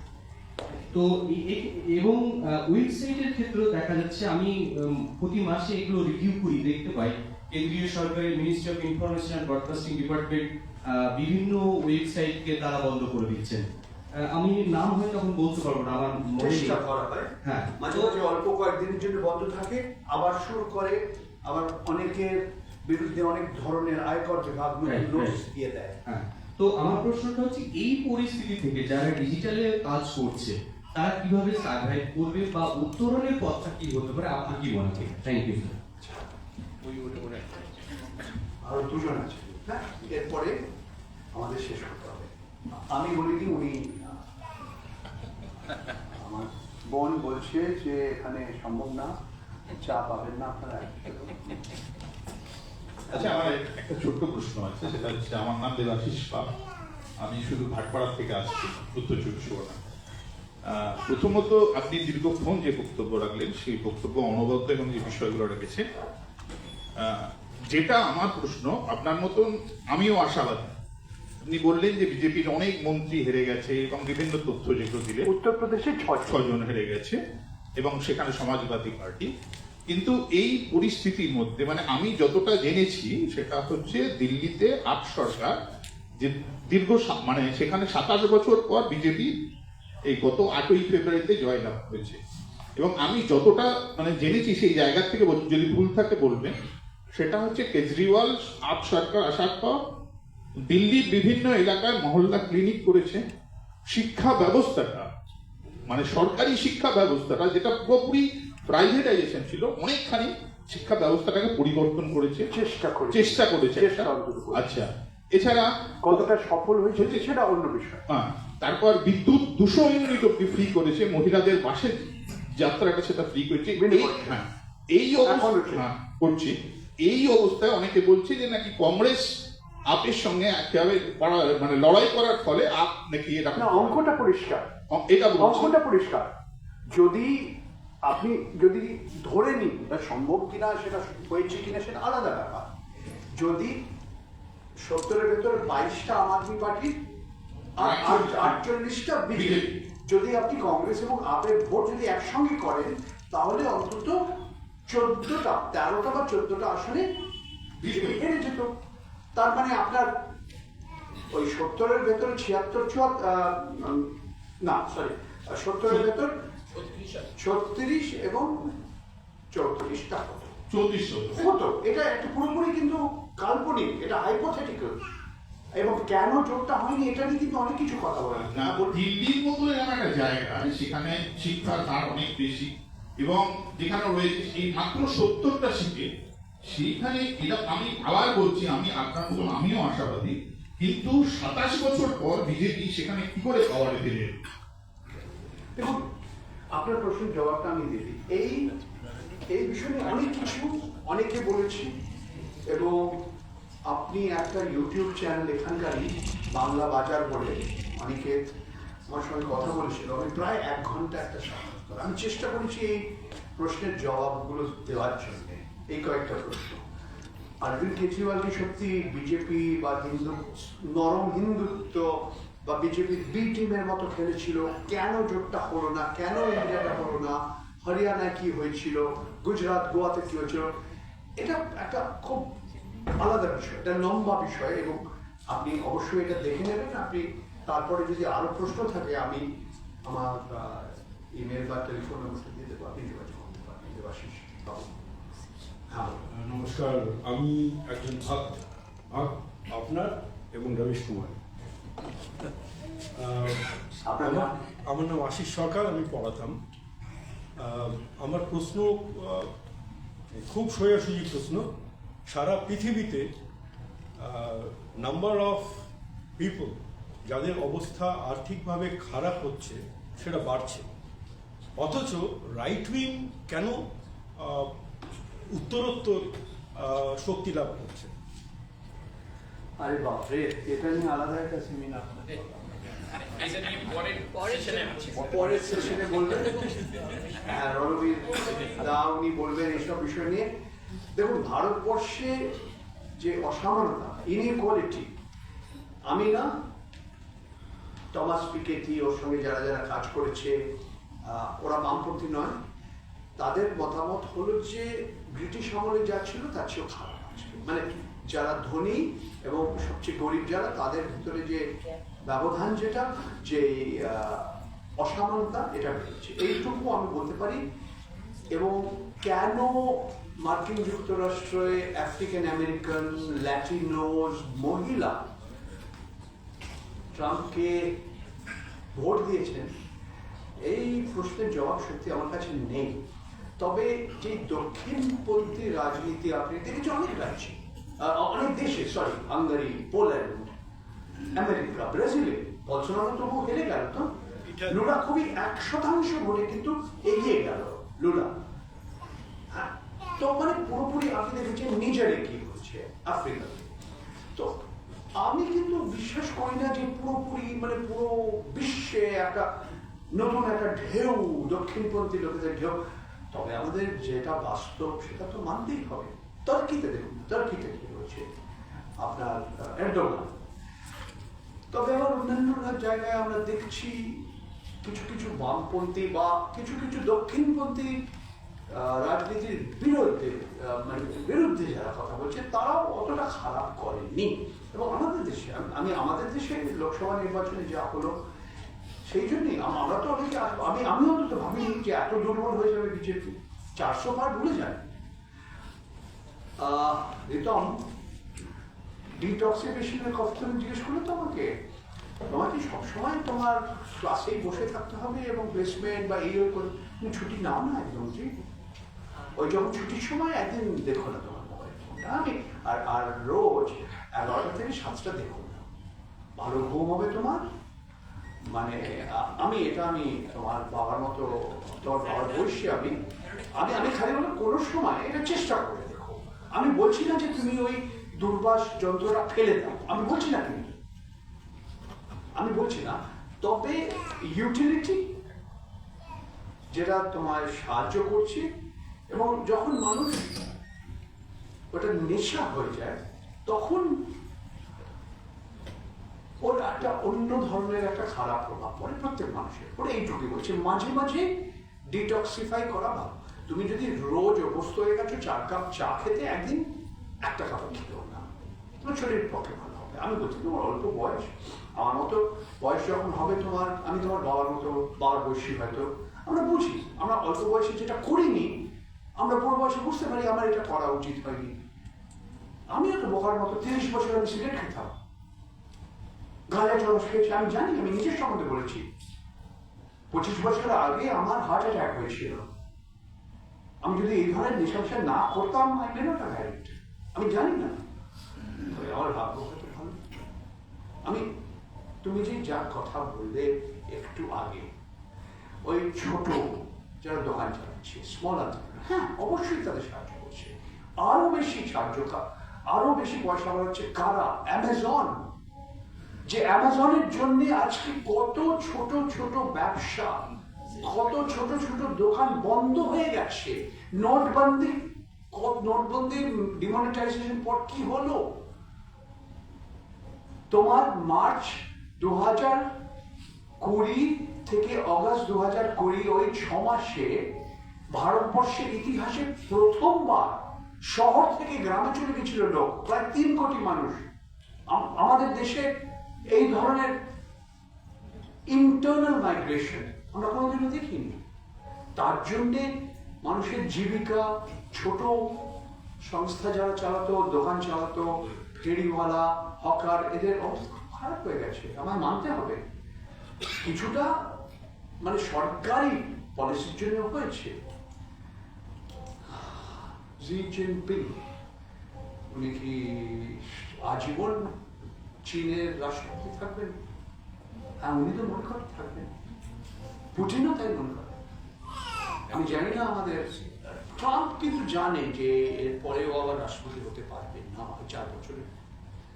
আর আমাদের মাননীয় প্রধানমন্ত্রী সম্মেলনে অতটা জানি না, ওনাকে প্রশ্ন করতে হবে যদি তোমার প্রশ্নের উত্তর দেয়। থ্যাংক ইউ, ধন্যবাদ।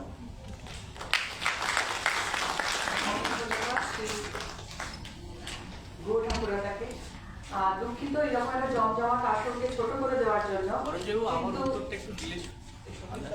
কিন্তু শুধুমাত্র চা আমাদের ঠান্ডা হচ্ছে তা নয়,